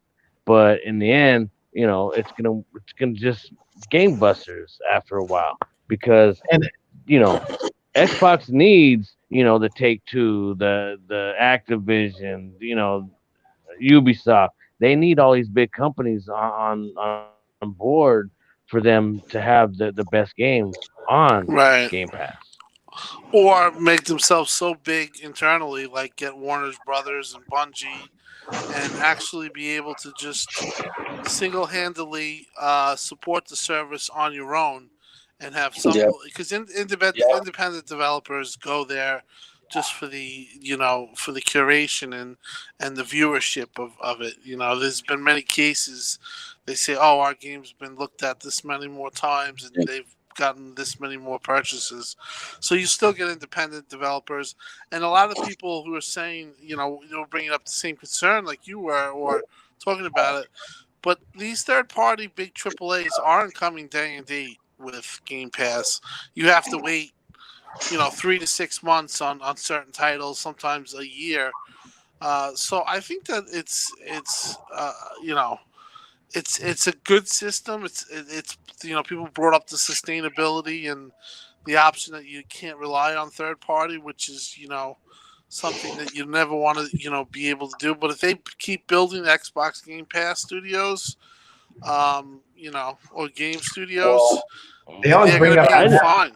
I just think in the long run that's the way that the Game Pass is heading.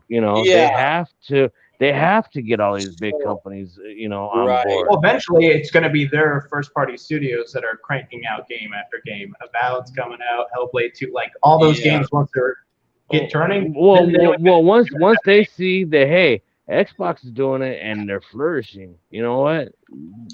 Because you got to figure it. The games that most people aren't going to buy anyways, might as well give a shot on Game Pass. You know what I mean? Like. And that's why buying Warner Brothers makes sense, because if you can implement that into Game Pass, you're going to have Xbox Game Pass and Xbox Studios throwing out games every single month for Game Pass. They get the Batman license on it. Yeah, and they would have to come when it comes to something like that. They would have to have some kind of exclusive rights to the IP, licenses for at least a couple years. But that's why Netflix is king, South. It's because of the content they continually dish out every week. That's because they the content they dish out every single month. You can go online right now and check the schedule of new seasons and new content that's coming out for Netflix every single month. And I think you're going to see that come Xbox one day. That's why when we said in the past, but buying Sega makes sense because, you automatically have an instant library. Buying Warner Brothers makes sense because, you have on top of that, you get 4 or 5 studios, maybe even more than that. I think it's even 7 studios, right, Tim? Anyway, when you have that, you can start dishing out content. And once that happens with Game Pass, you're going to see it take off like you'll have. It's going to appeal to more third party. Yeah. Once you have that, right now about 200 games. Once it starts to grow, let me tell you, it's going to be nobody wants to be the guinea everyone. pig. It's gonna be nobody wants to be the first one to say, "All right, I'll be the first one to bite the bullet and sign up for it." They need a program in place to say, "Hey, you know what?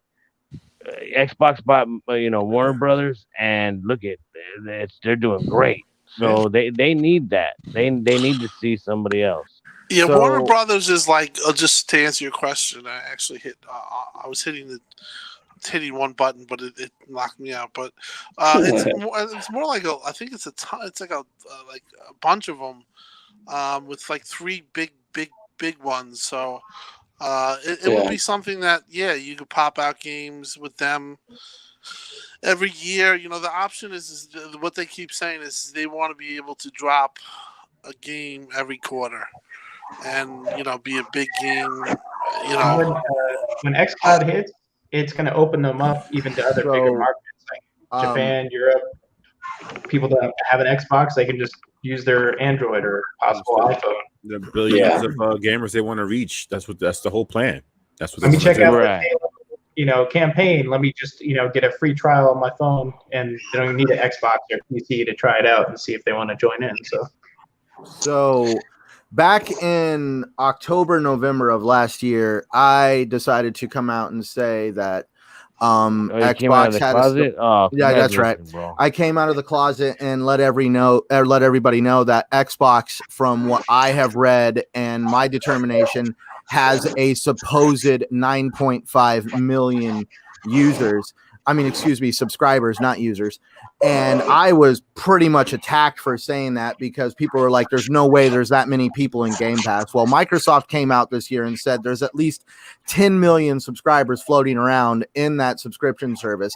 And when I did the math, we're talking about when everybody is done with their dollar deals. We're not talking about right now. We're talking 2-3 years down the line when everybody has no longer been able to coast off of, I went out and bought 3 years of Xbox Live Gold and got 3 years of Game Pass Ultimate and blah, blah, blah for $1.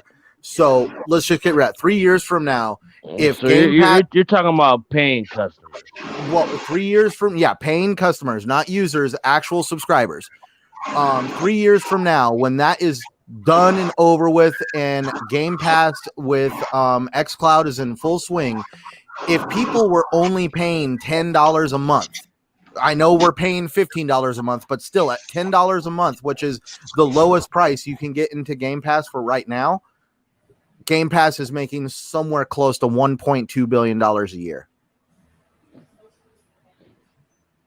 So that's not chump change. That ain't and that's basically just running a subscription service. You're making $1.2 billion. Now let's assume that, like the next best game from Xbox gets sold at $60 and they sell 5 million copies, so that only puts you at the $300,000 range. So that means you could be releasing a large amount of IP and you don't have to worry about the success of that IP. Huh? I was botting. You were botting there for a second. Yeah. You sounded clear on my end. Wow. He's sounded good on my end. Oh man, that Montana internet. Anyway, that Montana, that Billy Goat. They still laying fiber optics. They are. Oh my gosh. That's but a anyway, bad connection. I have a anyways, crazy I'm internet. just saying that Game Pass is going to be a major source of revenue. And what people can't handle is this is how Xbox does things. And this is actually one of the saving graces for the Xbox brand. I mean, I can only imagine what this sounded like to Nadala when Phil Spencer pitched it to him, saying, "Hey, I imagine the Netflix of gaming and people coming into a situation where they can, get these games and they all pay a subscription service." And fast forward now, and we're literally talking about I a lot know of money. they don't like to refer themselves as the quote unquote Netflix of gaming. But I Oh, mean, yeah. what else can they really, compare See, themselves that's to? the other thing. And, I can't and call the them the thing is, with Netflix of gaming Xbox either. or Microsoft, they got the money to bite the bullet and play the long game and not just give up after a couple months or whatever. We're going on. How long has been Game Pass? 3 years now, and Yeah. it's still growing. Game Pass, I think they want, I would say, this is not what they told me or anything, but just from putting two together. Yeah, maybe wink, hint, nod. No, but I think that they would want, they're going to want, there's going to be a point where Xbox Game Pass is more profitable, bigger than Xbox brand itself. Or Xbox what other activity Xbox It can mess does. around and be Microsoft's Nah, biggest service, period. Yeah. It could take over Windows, to be honest with you. You think about, like huge. a lot of us, our first introduction, into, Microsoft is going to be gaming. And I think it definitely has potential of saying, being the hot shot of the table. And I think just to point up what you were saying, Megatron, there was also a time where Satya kind of pressed Phil for try to build Xbox into something that fits within our mission statement, which is basically subscriptions and services and stuff like that to make money. And I think Phil for a long time had to basically sway Satya in a way to keep Xbox. I think there was a real chance that Xbox could have been in a lot worse situation, but people like to hate on Phil and say get him out, and certain people, not everyone. You know what? I know that for a few years ago they kept saying, "Oh, Xbox could be sold off." I don't think it ever really got close to that. But but he sold. I don't think it got close to that. But when somebody makes a comment like that in the boardroom, like you never want to hear it brought up. That could be extrapolated. No, I think you hear that and it could be ran away. Ran off with it. But I think overall, what happened here is he sold Satya, and that's the beginning of Xbox Game Pass. But the thing here is that it's been growing and they've been doing such a great job with it that if you just look at Netflix and you even look at even Disney Plus and these other streaming things, and Xbox is in a situation where they're the only ones really doing it. They're gaining the mind share and trust of everyone, especially people that are casual. To be called the Netflix of gaming, in my opinion, is not an insult. It's actually it's a good thing because the Netflix right now is the biggest, way to subscription that you can get. Well, of course you want to be compared to the biggest in the business. Right. So people always try to make the correlation that Netflix is actually an unsustainable thing. And that's where I at least have to say Microsoft is not codependent on Game Pass. They have it doesn't make or break them. Yes, it doesn't make or break them. They have multiple avenues of generating revenue to support whatever programs or subscription services they create. And that goes back to what I was just saying. Netflix is Netflix. They're here for that's the all long they got. haul, not just, damn, we're going to run out of money. And, if it just doesn't happen in the next 6 months, they can withstand a hit, and that's why I think they need to go to these big companies and say, hey, listen, obviously we don't know how much they're offering per unit or per game, obviously certain games you have to, really break out the bank Right. book, Mm. but they need to figure out what works for both sides, because if you got Xbox, advertising it, and then you got, a big third party company advertising it, they're unstoppable, bro. Mhm. Oh yeah. And then you got to take a look at their competitors too. I mean, obviously, There isn't any. Nintendo's kind of backwards with their online to begin with. Stadia is not exactly off the ground. PlayStation, I mean, they are the next one, but PS Now is not exactly what you would call a real competitor. So they're unique in what they're doing. Yeah, Stadia was DOA. I also don't think let's you get. I don't be think you honest. get the diversity from the other players on the field that you get from Xbox. That's why I have to laugh at this narrative that Xbox has no games. If you can't come over here and find a game, then I don't think you're gaming. Exactly. Well, I think that's been over and done with. Now it's changed to, no gameplay, or it doesn't It's- look. It's funny when people compare like Game Pass to PS Now, and you look at all PS Now's featured games, and all of those Yeah. games were on Game Pass over a year ago. Yeah, or a lot of those Except for games. Control, that's it. A lot of those games are like backwards compatible, and Xbox.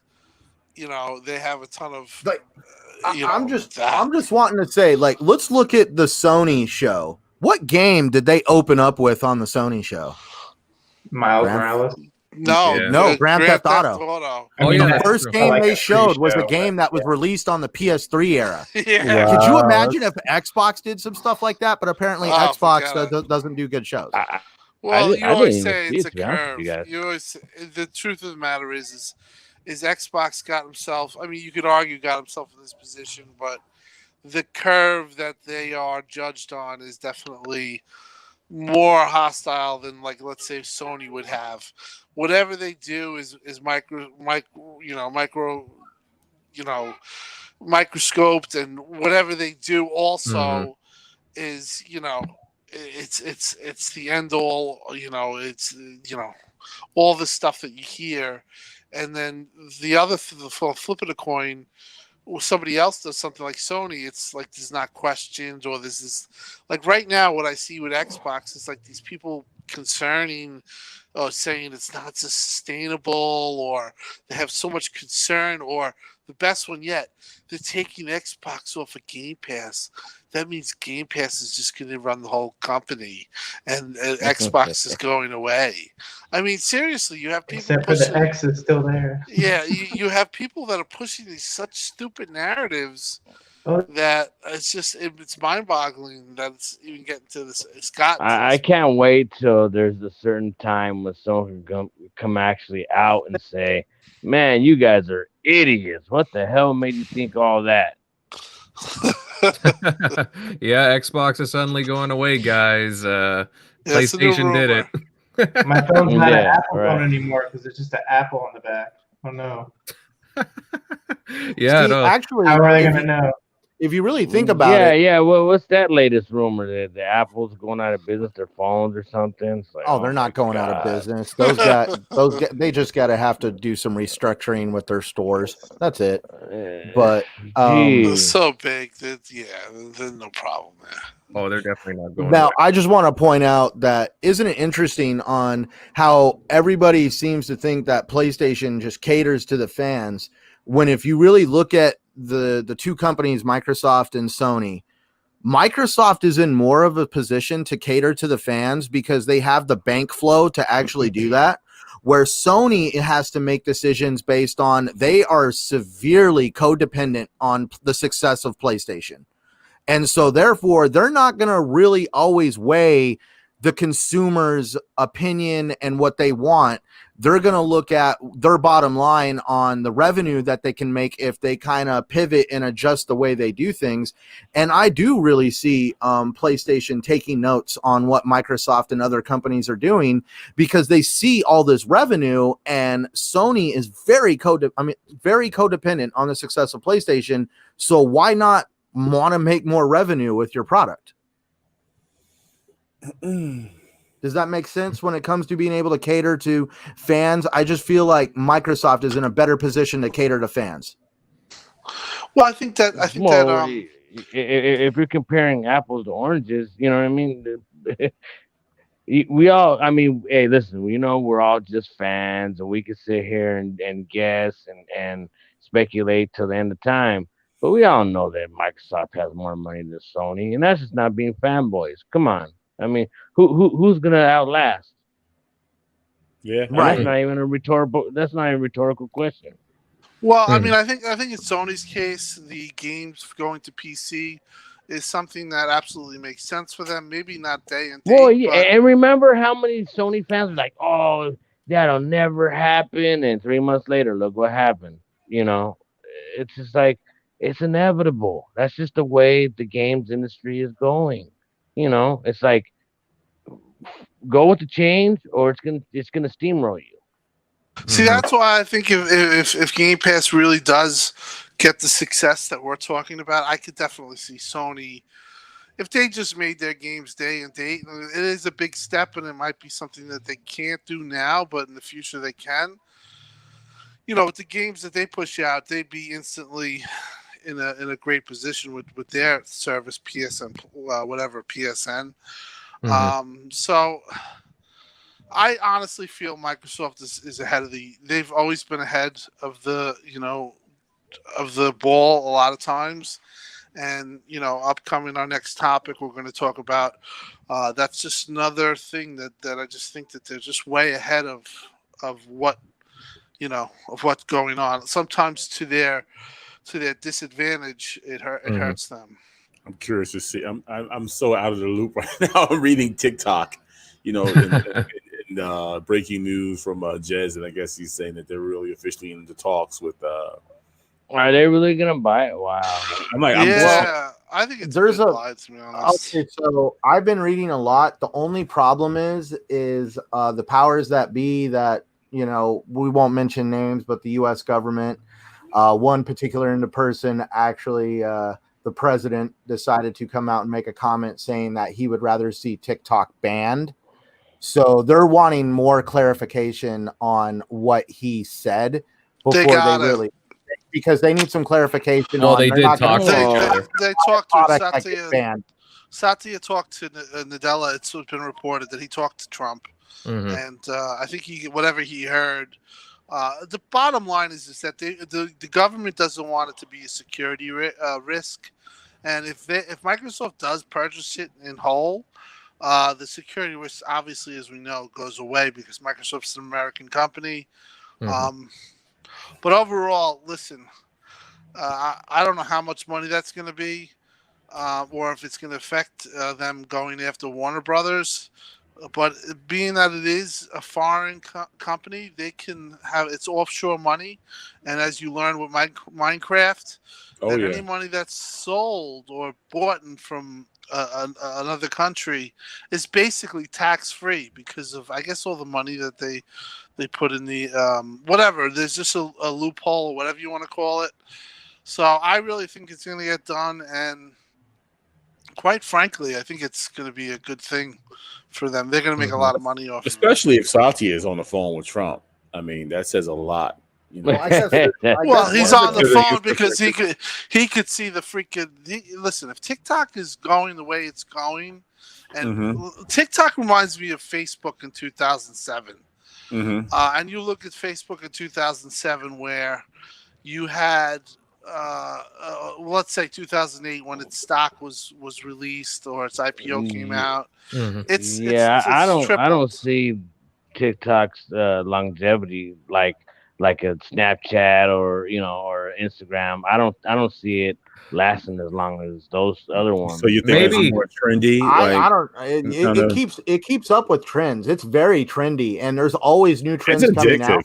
And my wife and her friends live on TikTok, and I mean, like, I have literally seen it where you can hand somebody a phone with TikTok on it, and they will be entertained for hours. It's weird. It's so true. TikTok. Yeah, I honestly don't know much about it, but it just seems like it's not as.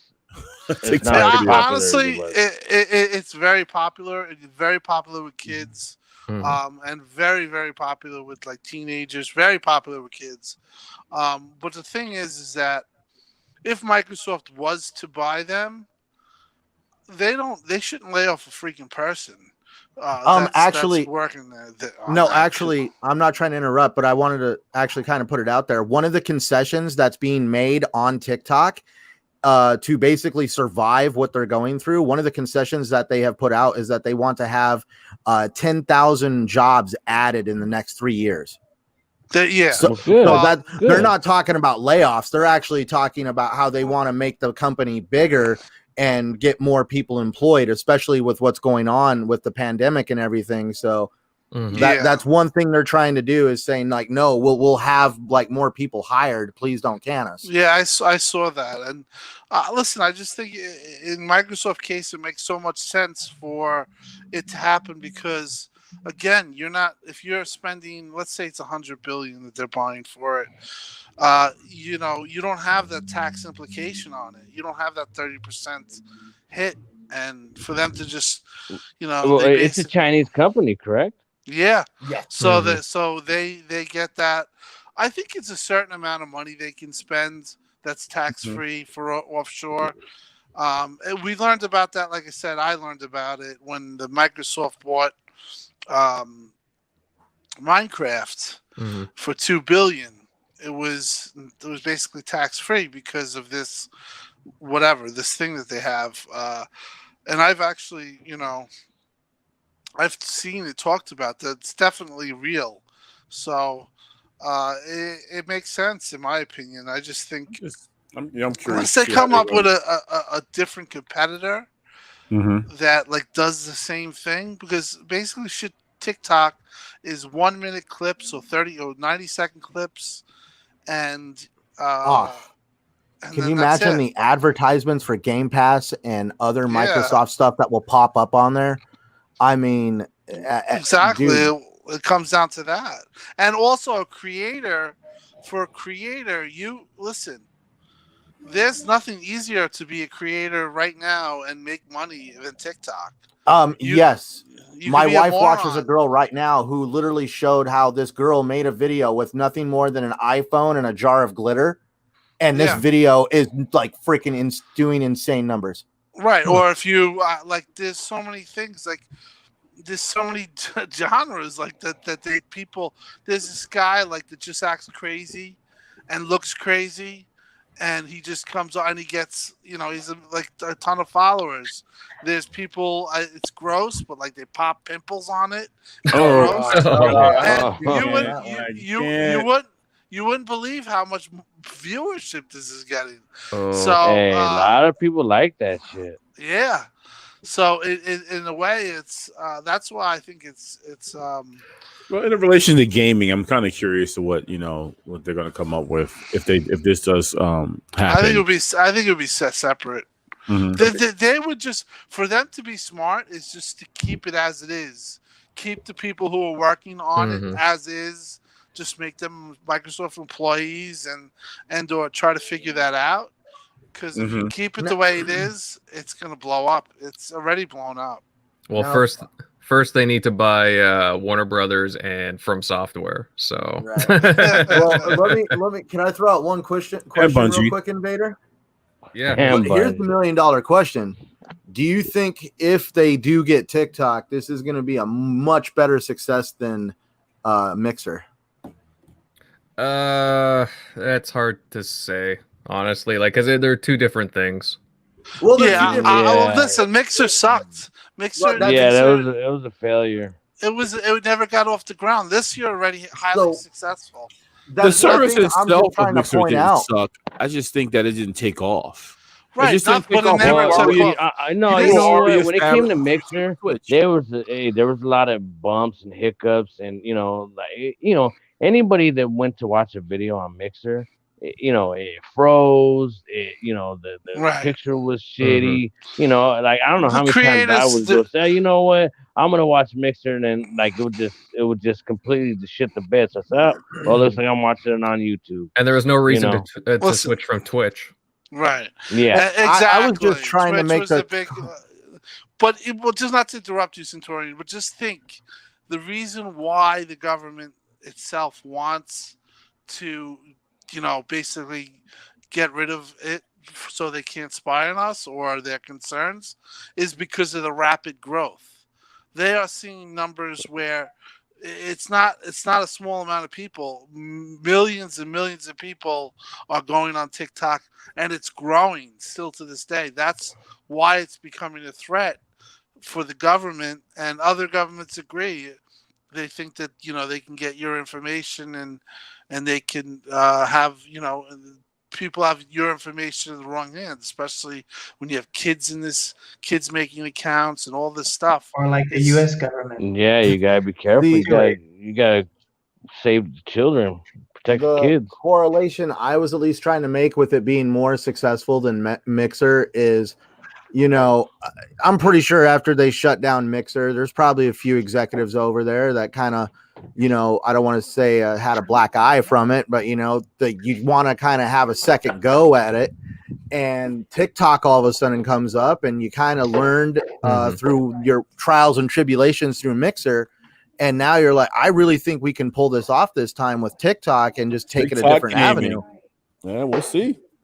Now, So you think that you give themselves an opportunity to kind of fix that black eye? Yeah, basically, kind of like, I don't want to say redeem themselves, but That's what you're saying. Out of any failure, especially when it comes to riding a bike, you fall off that thing, you get back up on it, and you go again. And I'm pretty sure there's some executives over there who are like, dude, that sucks. That Mixer didn't work out, but TikTok is coming up for sale. What do you think we try this again? I mean, TikTok is already an established company, so I think the chances of success are much higher. I mean, it was Beam at first, and how big of a platform was Beam in the beginning? I mean, it was kind of small. Was a startup. It really wasn't. Yeah, it really wasn't that big. Small fries. Right now, if you go from TikTok, you're only building from a strength. Yeah. Yeah. Well, guys, I mean, it's interesting what Microsoft has their hands in. Obviously, we hear about all kinds of different studios, that they can use to add into Game Pass. And then, this whole TikTok thing that's going on. It's they got their hands in everything right now, but we'll see what happens. But see if Ninja is wearing a TikTok shirt. And, oh my God. No, he's got his millions. He don't need to wear nothing. Get a few more, that's all.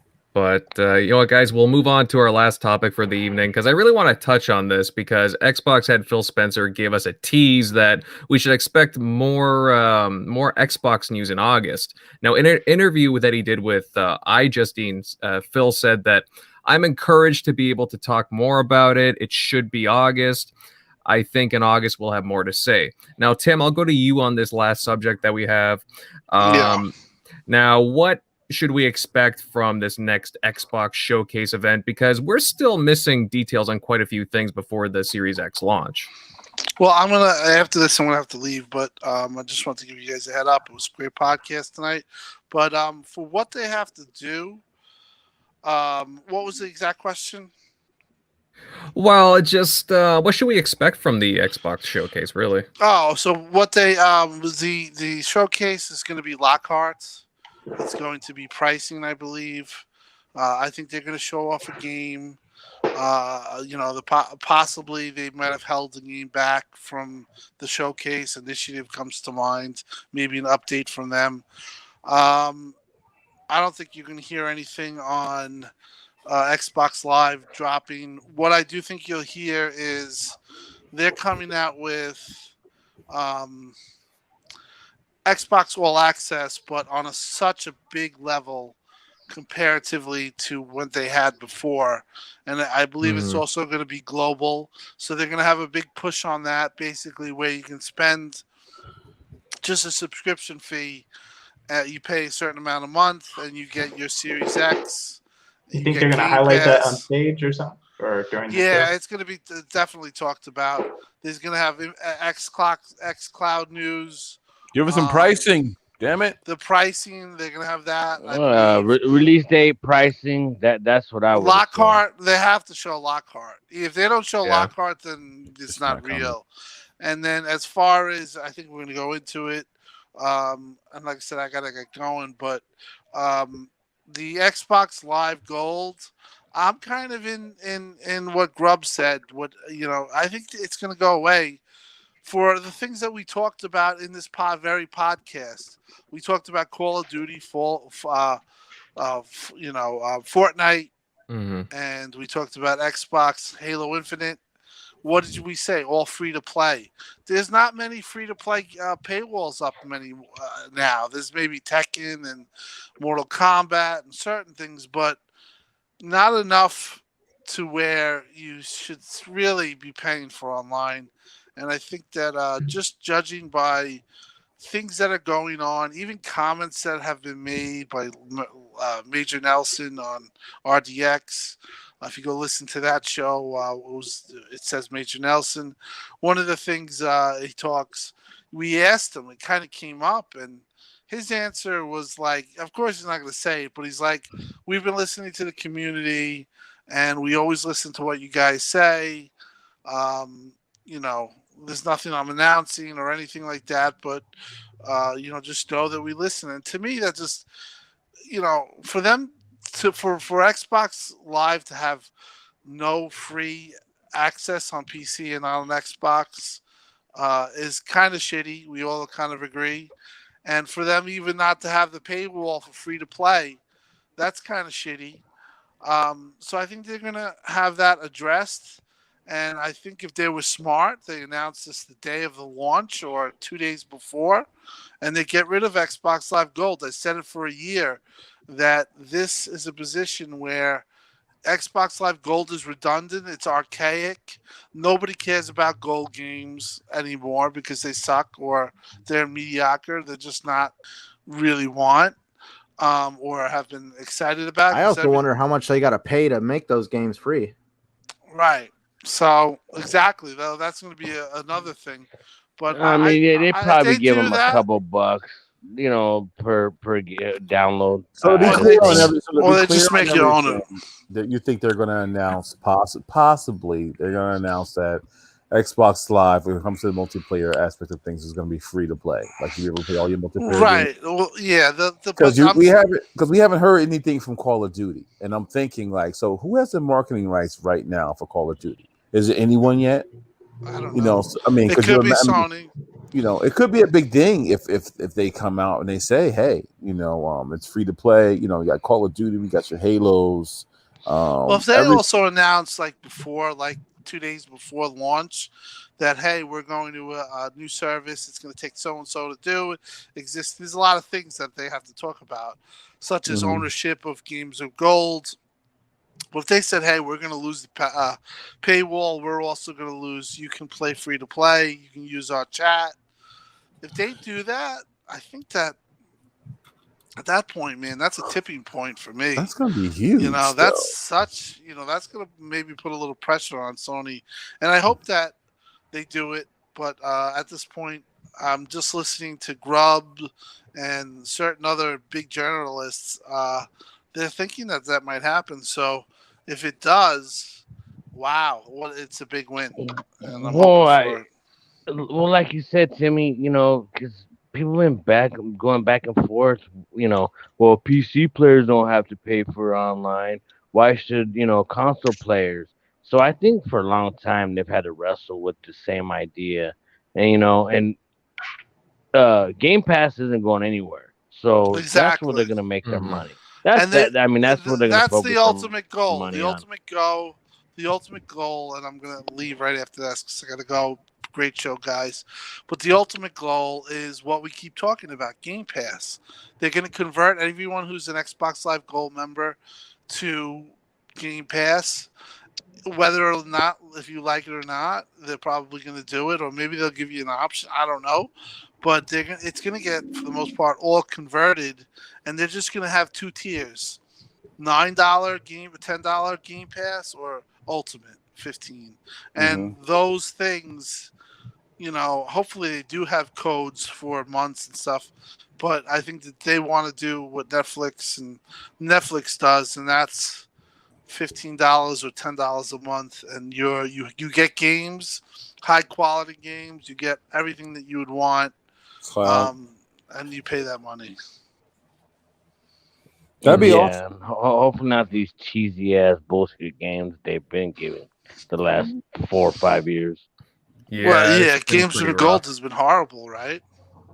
They've been giving away such utter crap the past little while. Like, don't get me wrong, like I'm appreciative whenever they give out something, but at the same time, it's like they could give away like a couple, even a couple of launch I mean, games. you can't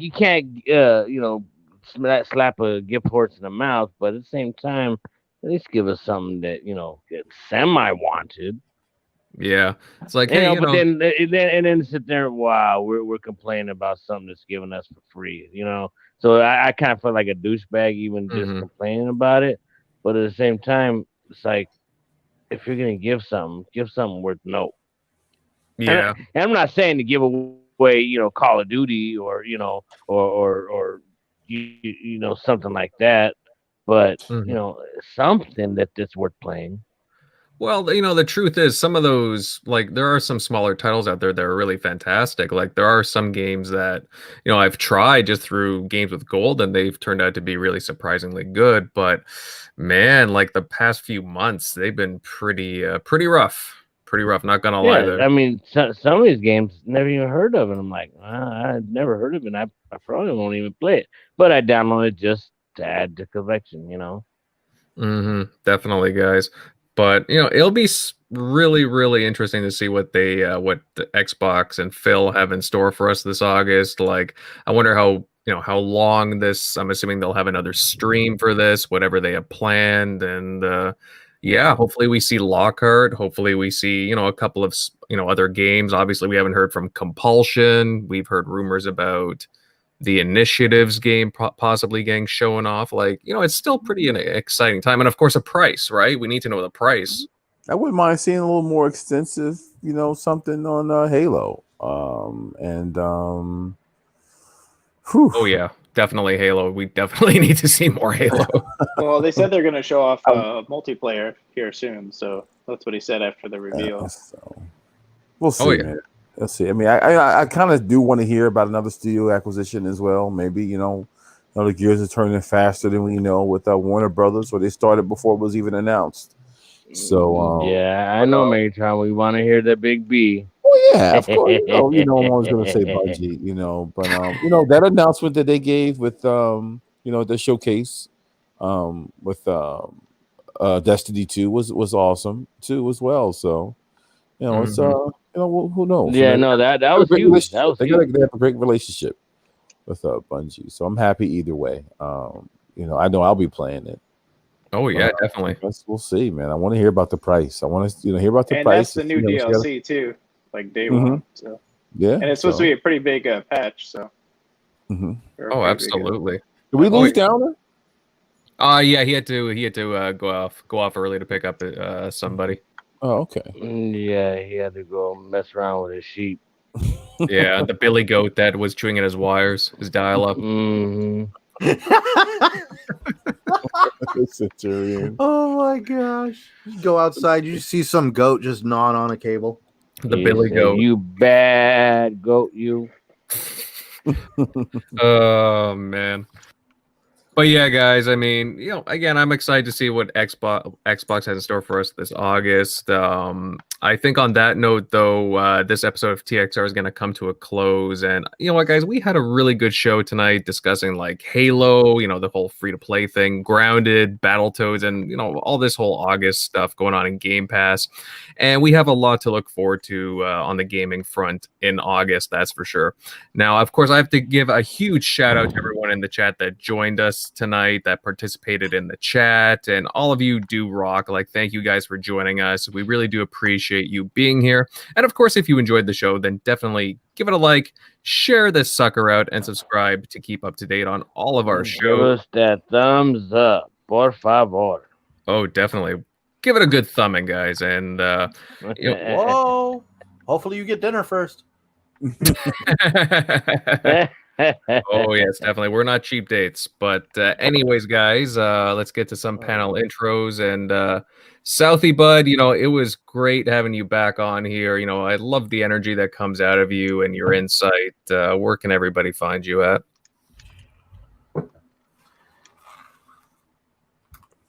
South. Oh, me. Sorry, I'm breaking up. Nah, you know what? Someone came in the room and was talking to me. So my bad. Nah, you know what? Speaking You of can find coming, me on. You can find me on the Twitter sphere at Southbound 110. Same old spot. I've been kind of MIA for a while, so it'd be nice to get back in touch with all of you guys. So holler at your boy, hit me up, and looking forward to seeing you guys and being around here much more often. So much love, y'all. nice. Definitely love to hear it, South. Again, it's great to have you back, pal. You got a really interesting perspective and love the energy, of course. Next, I'll Well, go on. y'all my boys, so I gotta represent. I gotta, all you veterans, I gotta kicking up a notch. Hey, man, Emerald Crew representing, right? That's right. Yeah, buddy.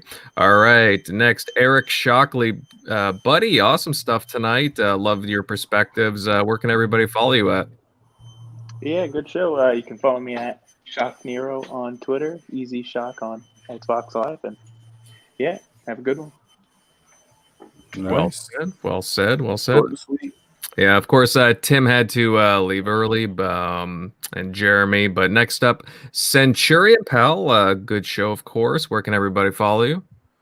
As always, they can find me on the Twitter sphere, as Southbound says it. You can also find me on Xbox Live and YouTube at Centurion1307. I can also be found right here kicking it every Sunday night with you fine gentlemen right here on the TXR Podcast.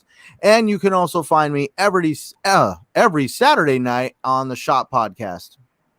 Nice. Damn straight. And we'll round this out with Megatron, buddy. Again, great having you on. Where can everybody follow you? Oh yeah, as always, you can hit me up on Twitter, Megatron_1975. Man, hit me up in the DMs. I love talking about anything and everything.